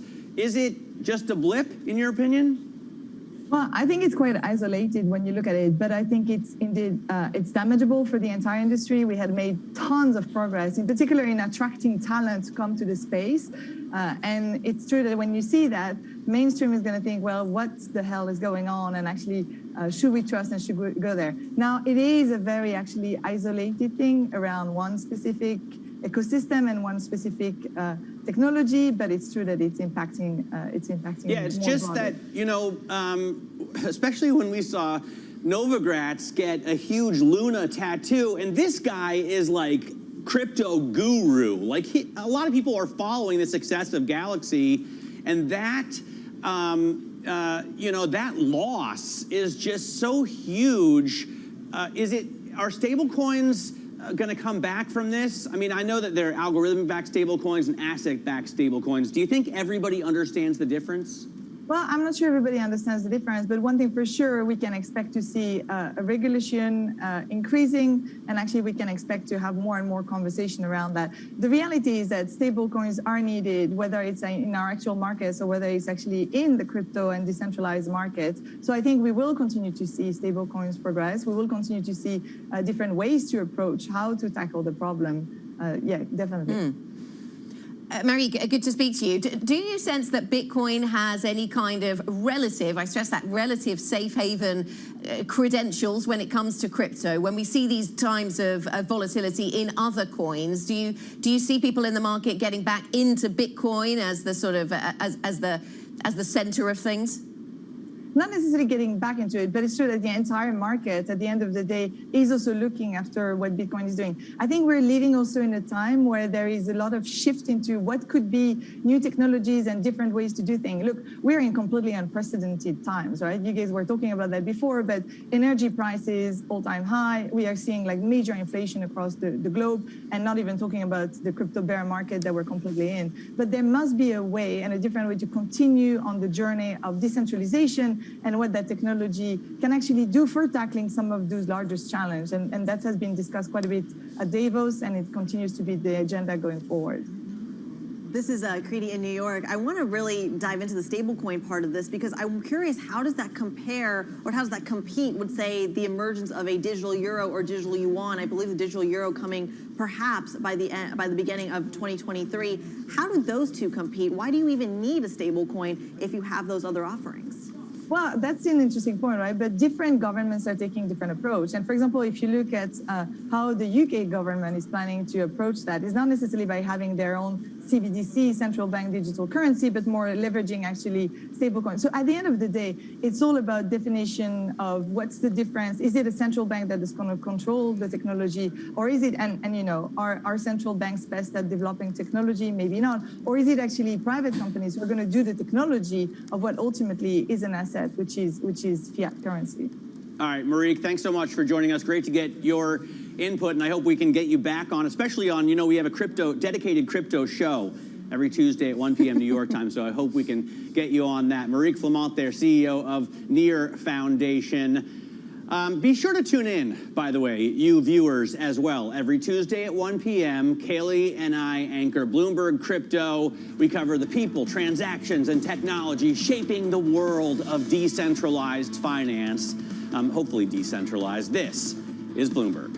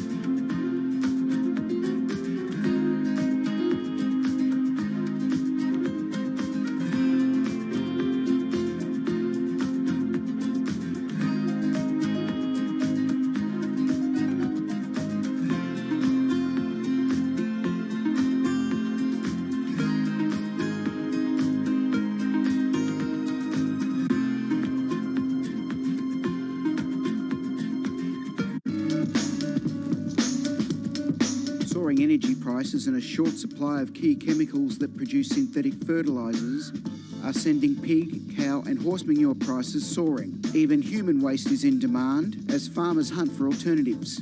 Fertilizer helps increase crop yields. You can see how much moisture is held into this. It's a lot of organic material into the compost, so it breaks down. The manure and the straw breaks down into a friable mix that can be mixed into your soil in the ground and for growing a whole range of different vegetables. Holds the nutrients in, holds the water in, and it really increases the kind of biodynamic profile of the soil. The recent price spike could mean more farmers going organic for the long term.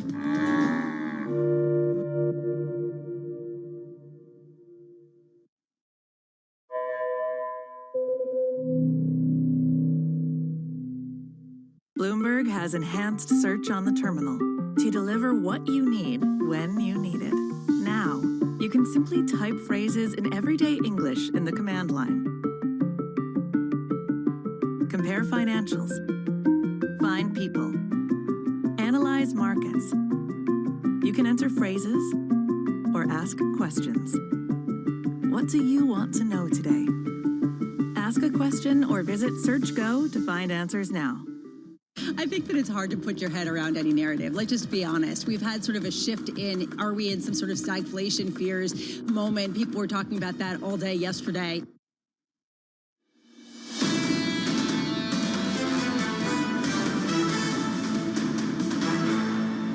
This is Bloomberg Surveillance Early Edition. I'm Matt Miller with Kriti Gupta in New York. Boris Johnson in Great Britain urges further military support for Ukraine as it continues to battle Russian forces. Bloomberg's Kitty Donaldson sat down with the Prime Minister to discuss the mounting pressures of war.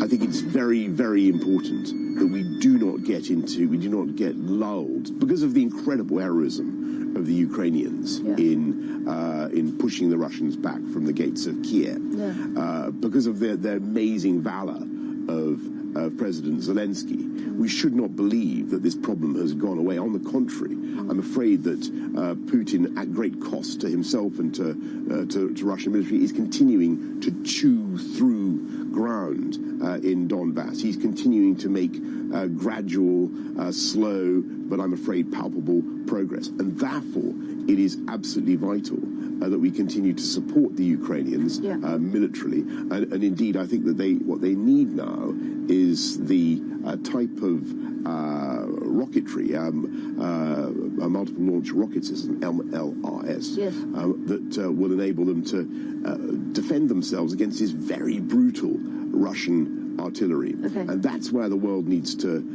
go now. Okay, final question, and this is about President Zelensky. You've stood shoulder to shoulder with him, but there's certain calls around Europe, perhaps from France, from Germany, to maybe settle with Putin, try and. But I would say to any such proponent of a deal with Putin, how can you deal?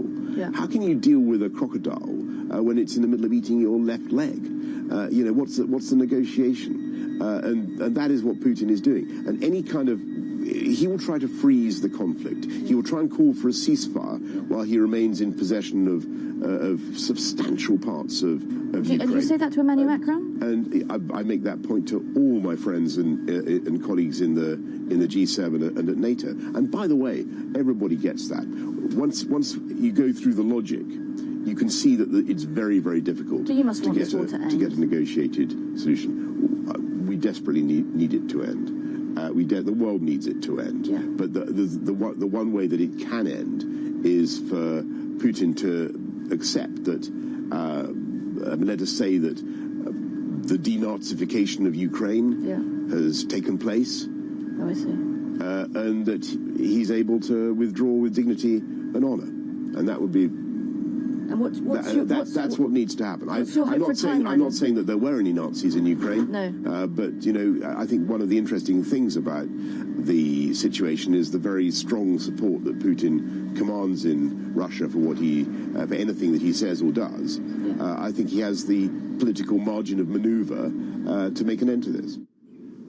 Boris Johnson sitting down there with Bloomberg's Kitty Donaldson, and they touched on a range of really important, serious subjects, from the war in Ukraine to the hardships that Britons are dealing with financially in terms of food and energy costs, inflation, and ways to fight that, as well as Treasury's windfall tax on businesses. Also, I think really interesting, at least for me, is that my daughter has almost the same exact haircut as Boris Johnson. They do have an odd similarity. I just shot the control room a picture of little Edna, and you can see that she's emulating Bojo in terms of her style. He's her style icon. Well, they say imitation is the sincerest form of flattery, so he should take that as a compliment. Yes, I'm sure he's well aware that a lot of people love his haircut. There's a lot more going on. There you go. Actually, he has a cleaner version. There's a lot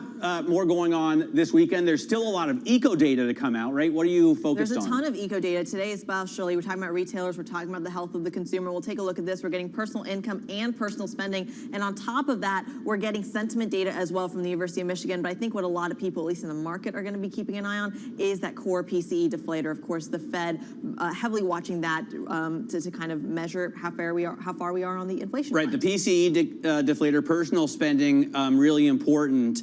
I think consumer confidence is key also, though, because of what we've seen happen to retailers. I mean, from last week, you had Walmart and I think some of the home improvement retailers really disappointing, and yet the shares were up, then the shares were all down. This week we had, each day they're on one side or the other of the S&P if you put a move screen on your terminal.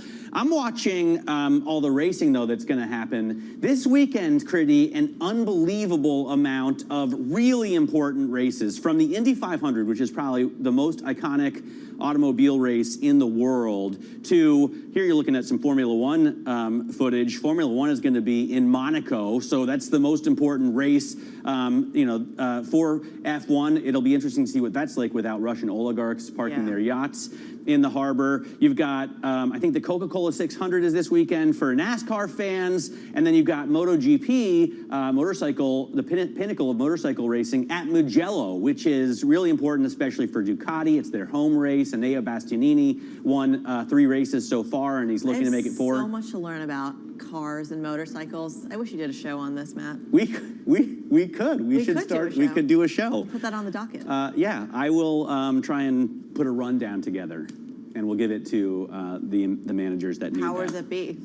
All right, I think that's it for early edition. We have a really exciting Bloomberg Surveillance OG coming up because I think Tom and Lisa are in London. Are they in London? They're shaking it up, and they're going to London. Yeah. They will be back in New York next week, but we're excited On the to way see back the London version. from Davos, and Anna Edwards is going to join them, so you'll hear from that trio next. Plus, Mohammed El-Arian is going to join them as well, so it's a don't miss TV. This is Bloomberg.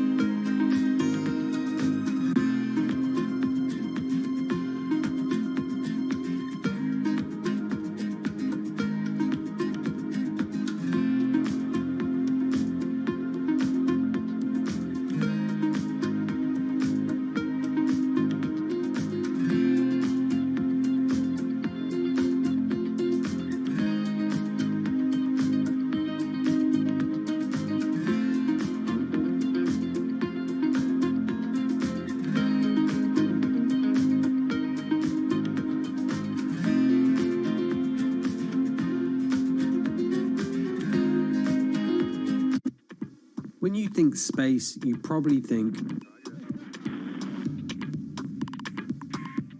one space agency that travels under the radar is ESA, which is surprising considering what the European Space Agency has achieved and how vital it is to the global space industry. We've collaborated with pretty much everybody who is involved in space exploration. ESA wants to be a leading force in furthering humanity's mission into space. Commander Ground, do you copy? Copy. If we want to have successful human missions to Mars, we are going to have to learn to live and work off-world in a different way. The place where we are going to learn to do that is on the moon. Can ESA help humanity take its next giant leap? Access the financial world on demand. Hear from leading economists, policymakers, and industry experts via live and on-demand webinars, only from Bloomberg. Start exploring to see what's moving the markets. Visit Bloomberg.com/webinars.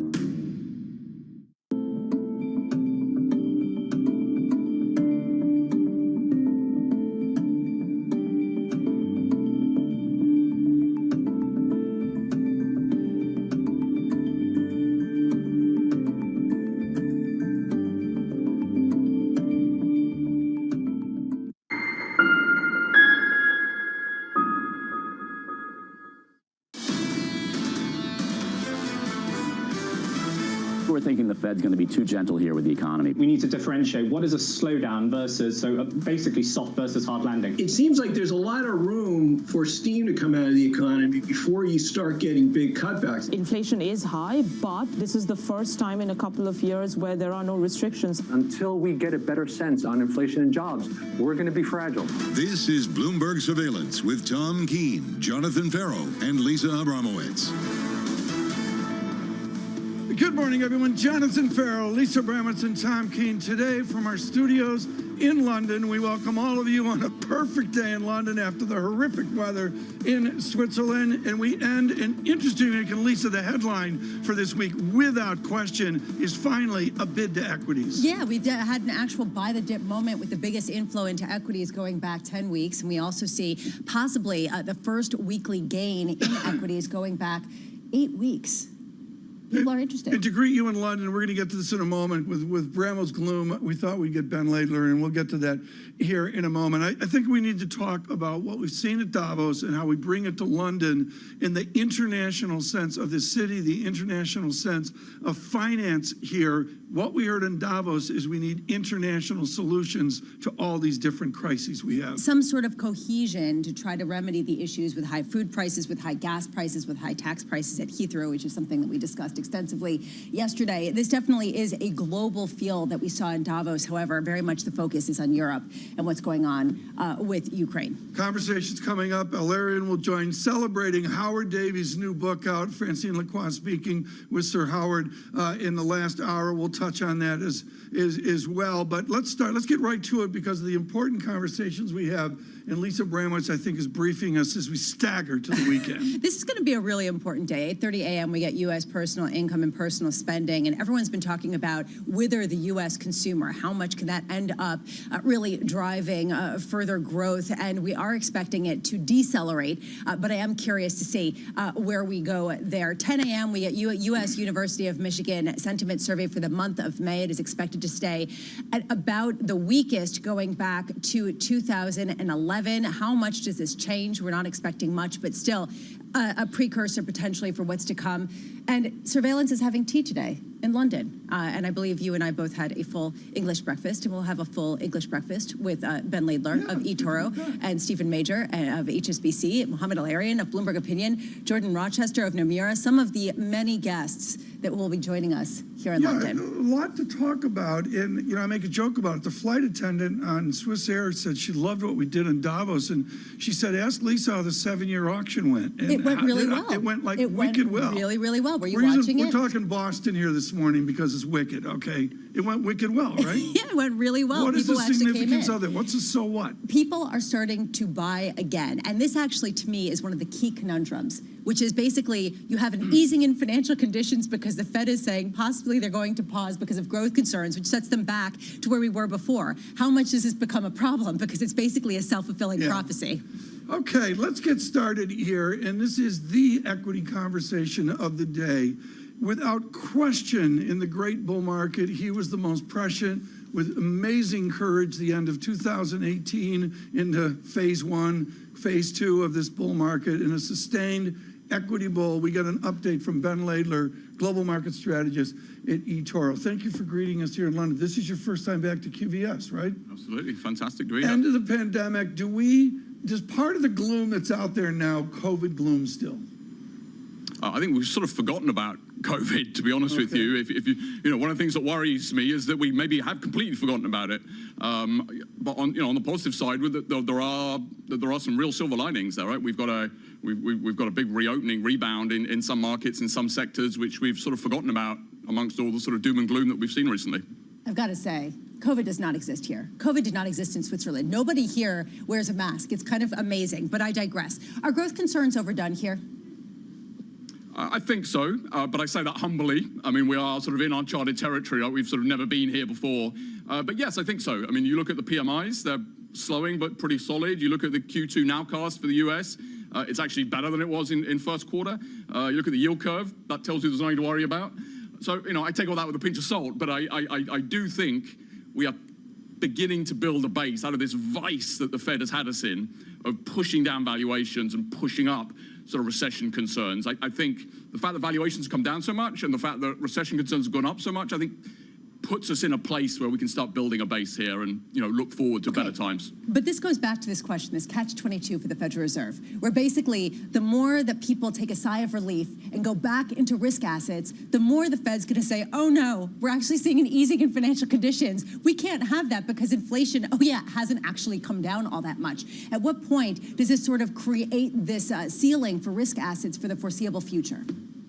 I totally agree with that. The Fed is not going to let markets turn on a dime, and this is not 2018. The Fed's not going to run to the right, come to the rescue.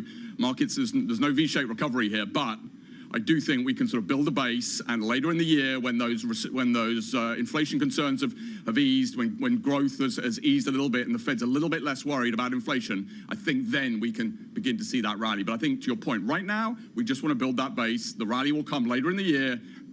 Don't bet on a V-shaped recovery right now. The Fed won't let it happen. Take the Laidler optimism, bring it to the revenue line of different sectors of the entire market against nominal GDP, which is a huge mystery. The combination of GDP and inflation, we really don't know that glide path down. Fold that into the revenue guess 1 year, 2 years forward.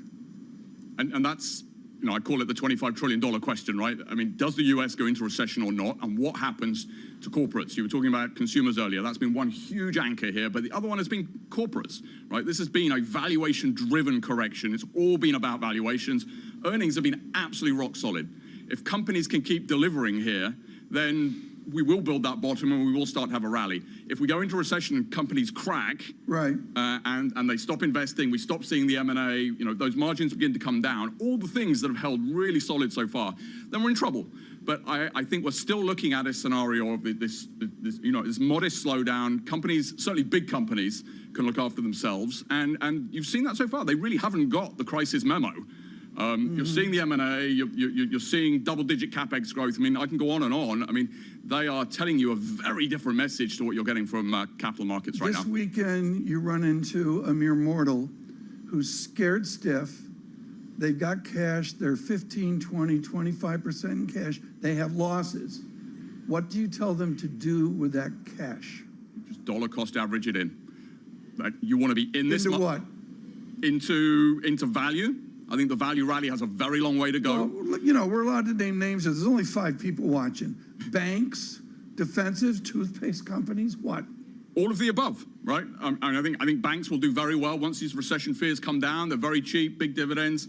I think, you know, value those classic defensives. Yeah. You know, you want to be in this market, but you want to be managing your risks. That's the key here. What about airlines, considering the fact that you expect this to be the biggest summer of travel, and I'm about to head to the airport? Is that also a good bet? I think the reopeners, of which the airlines are one, are these sort of stealth defensives. In some ways, right? Markets, economies are reopening. We're all starting to go on to travel again. Expectations are very low. Valuations are very low. They've been holding up. They've been holding up really well, and I think that continues. So, what do you say to the people who say to you, you know, you've been drinking the Kool-Aid, you're believing in a soft landing, and it doesn't exist. It's not going to happen. Right now, we're towing a line that just has never had a historical precedent before.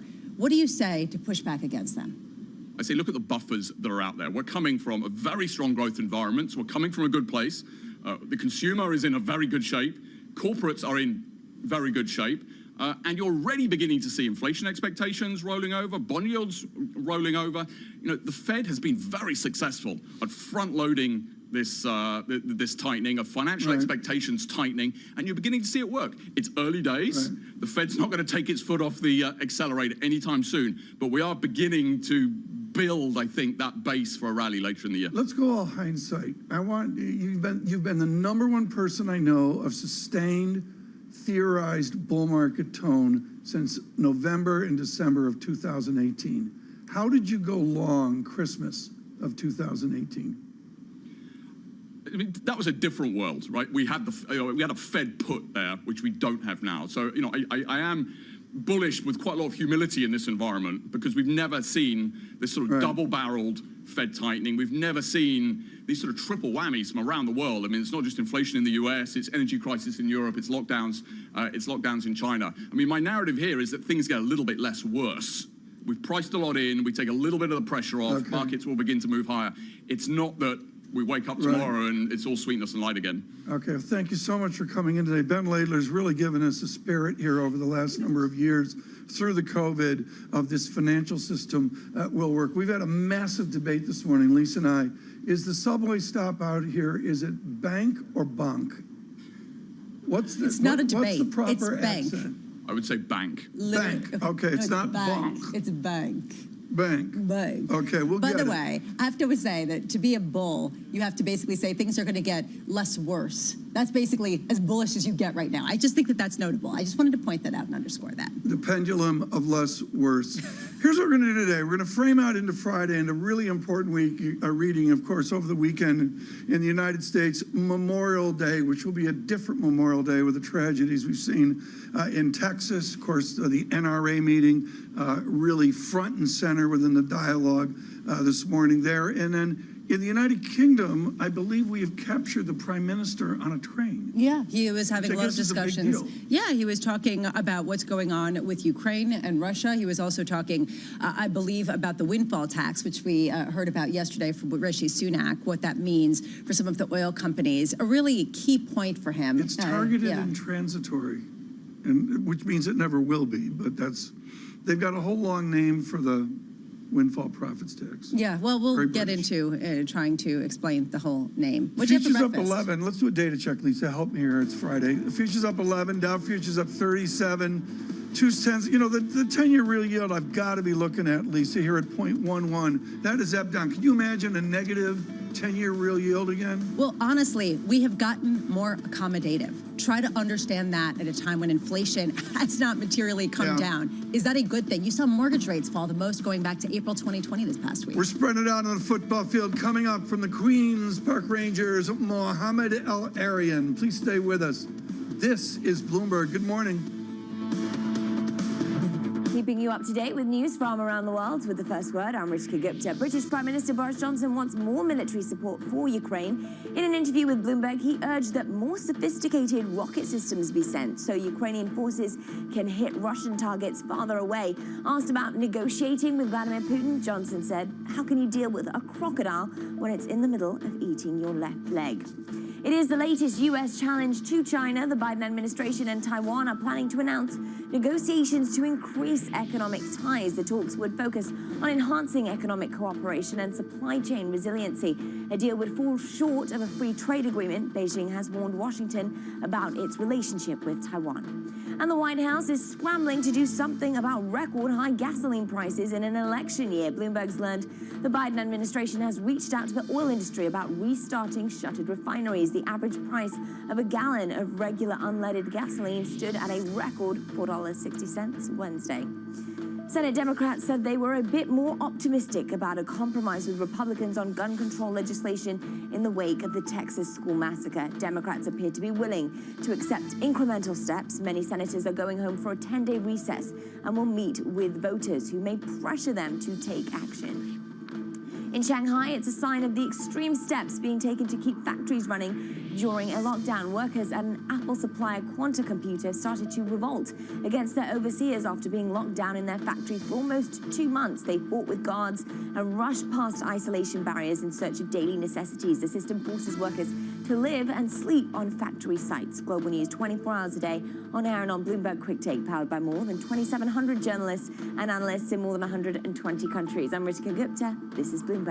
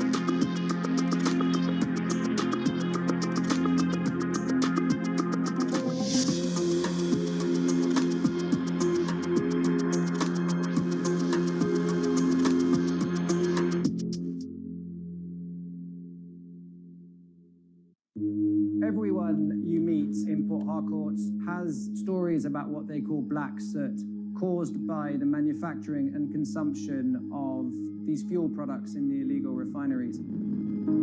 Oil theft, known as bunkering, and the refining of its spoils is worsening the damage from decades of fossil fuel exploitation, creating one of the world's most severe ecological disasters.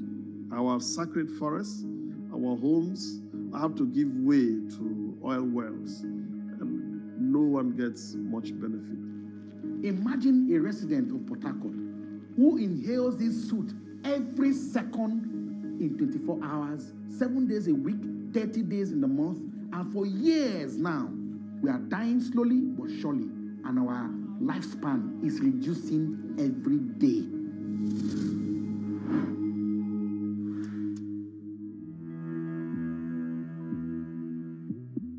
Lots happening on Wall Street. It's the basic law of economics. It validated what the market was already pricing. Need to catch up? This is Bloomberg Wall Street Week. I'm David Weston. We've got the information and insights. David, you just hit the nail right on the head. From businesses most influential and instrumental. And that's the way you run good risk management. It's a challenging dynamic. We could continue to see that kind of strength. Bloomberg Wall Street Week premieres Friday with replays all weekend on Bloomberg Television and Radio.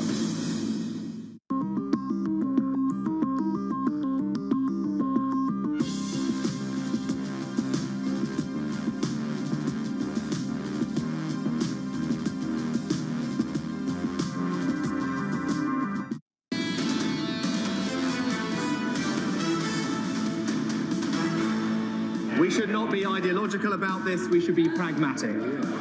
It is possible to both tax extraordinary profits fairly and incentivize investment. And so, like previous governments, including conservative ones, we will introduce a temporary targeted energy profits levy. Secretary Yellen on the floor of the Congress with Democrats and Republicans, and they almost agree on something. Can you see them all going, yeah? I think we should institute that. I think we should institute that. It is extraordinary how they do that. We're having a lot of fun here, and the biggest fun we're having right now, I mean, the levy. I love this. A temporary targeted energy profit levy. I stood outside Queen Victoria Street today waiting for Sir Howard Davies to come. I told him I wouldn't go in the building until he showed up with sterling under 120.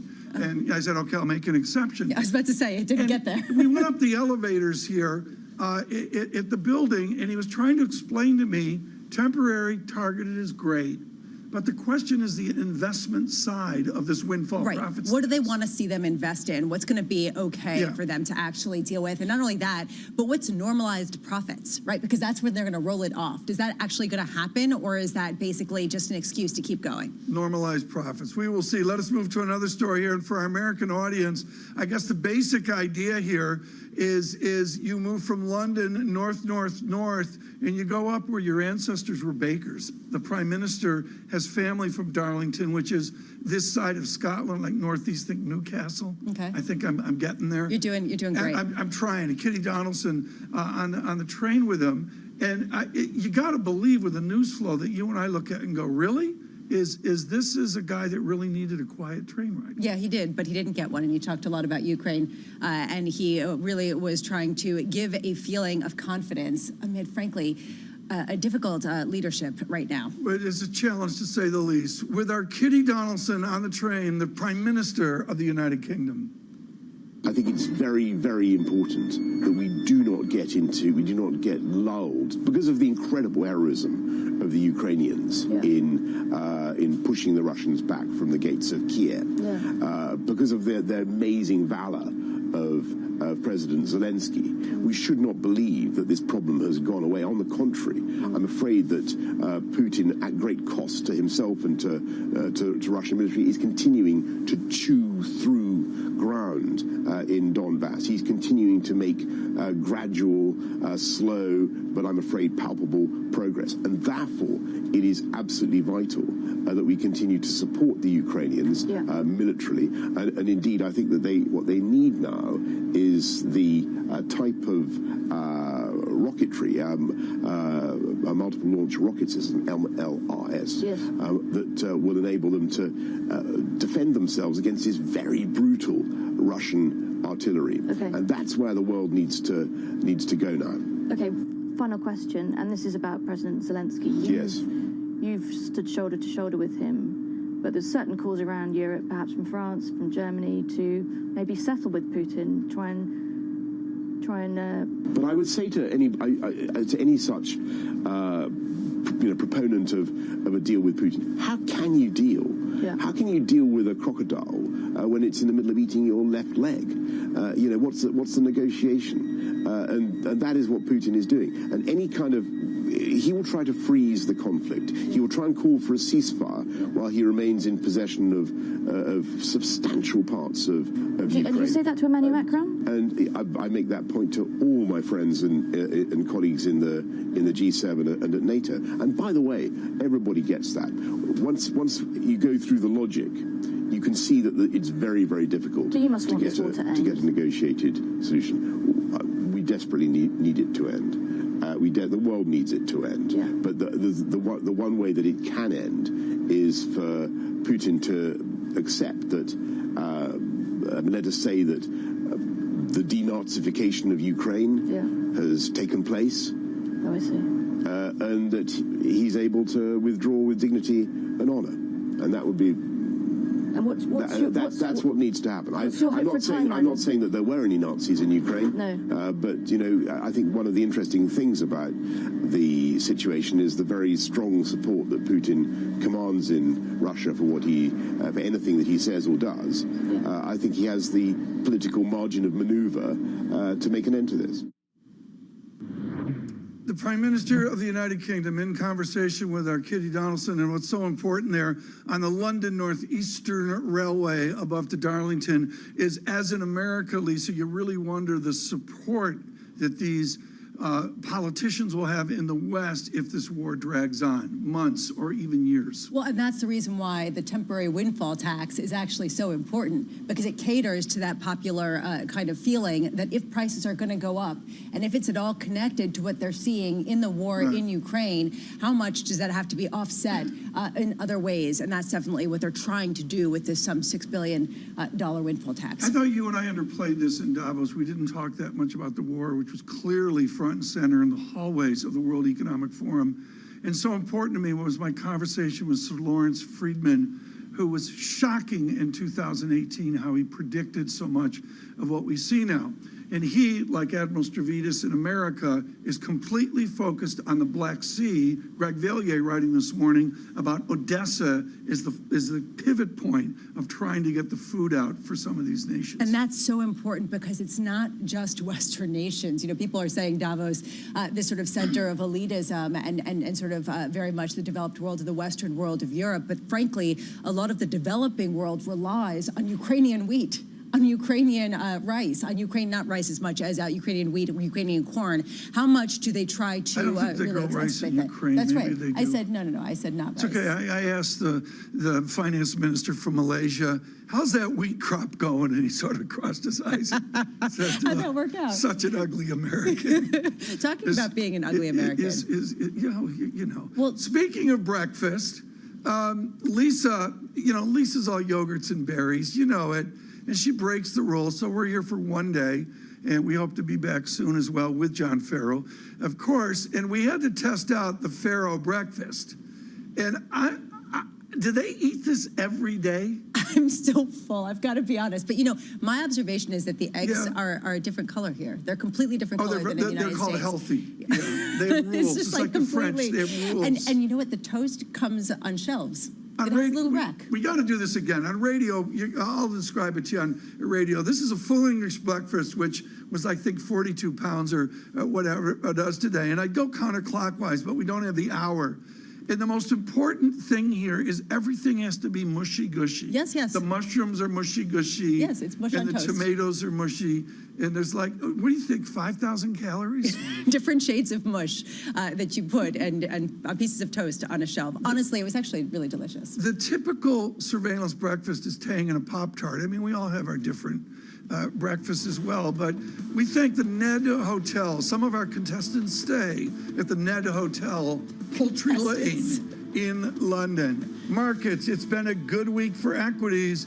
The VIX under 28 decisively, 27.17 on the VIX. That's important. Oil, very importantly, Brent, moving up 117 level. Stay with us. Stephen Major next on Yield. This is Bloomberg.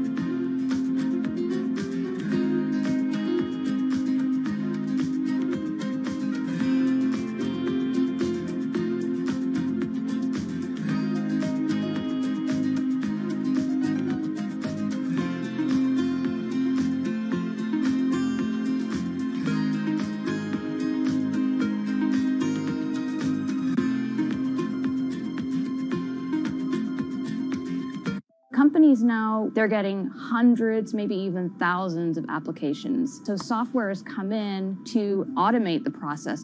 You want to write your resume for robots, not for humans. The only job your resume has is to be comprehensible to the software that is reading it, because that software or robot is going to decide whether or not a human ever gets their eyes on it. These things are programmed by a certain segment of the population that might not be totally inclusive or not be fully aware. Concerns about how this technology could exacerbate discrimination. For the FTC, I think foremost, the FTC needs to be making sure that we're fully understanding this technology. We don't trust companies to self-regulate when it comes to pollution. We don't trust them to self-regulate when it comes to workplace comp. Why on earth would we trust them to self-regulate AI?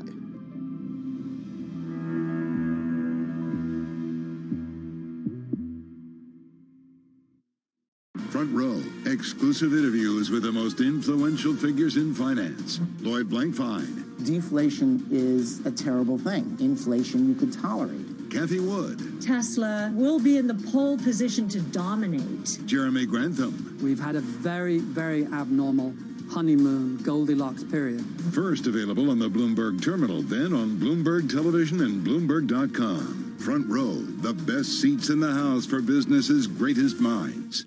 In crypto, you have a world of young people that want their own financial system and their own culture.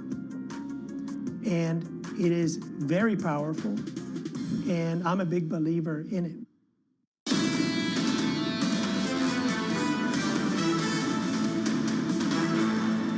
Bloomberg surveillance from our studios in Queen Victoria Street in London. Stephen Major to join us here in a moment. Lisa, help me with a data check because we're both well fed this morning. Futures up 12, Dow futures up 35. The VIX is a big deal to me. The 30 level drifting away, a more constructive equity market, Lisa. Yeah, it's going to be the first weekly gain if it holds going back 8 weeks. And I will just say that the stability in yields is not a coincidence. We've seen the 10-year yield basically do nothing, but lower than where it has been been 2.73%. And this, to me, has underpinned a lot of the quiescence that we've seen this week and this feeling of optimism. And part of that is the real yield, which is the nominal yield. Take away the inflation belief, and you have a residual.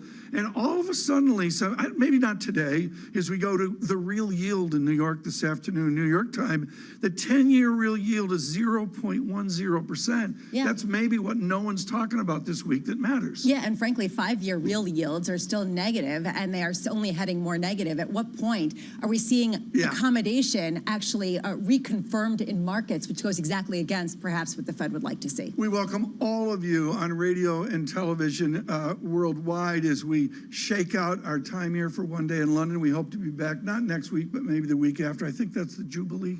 Oh, yeah. For the Queen. I think we're attending. Are we going to have another breakfast like that, or are we not going to survive that? We are going to have another breakfast like this. I don't think we're going to survive it. Joining us right now, one of our most important guests, because he is always theoretical and foundationally based in his study of fixed income. Stephen Major joins us, Global Head of Fixed Income Research at HSBC. I got to cut to the chase. You moved to Hong Kong. How's Hong Kong doing? So far, so good.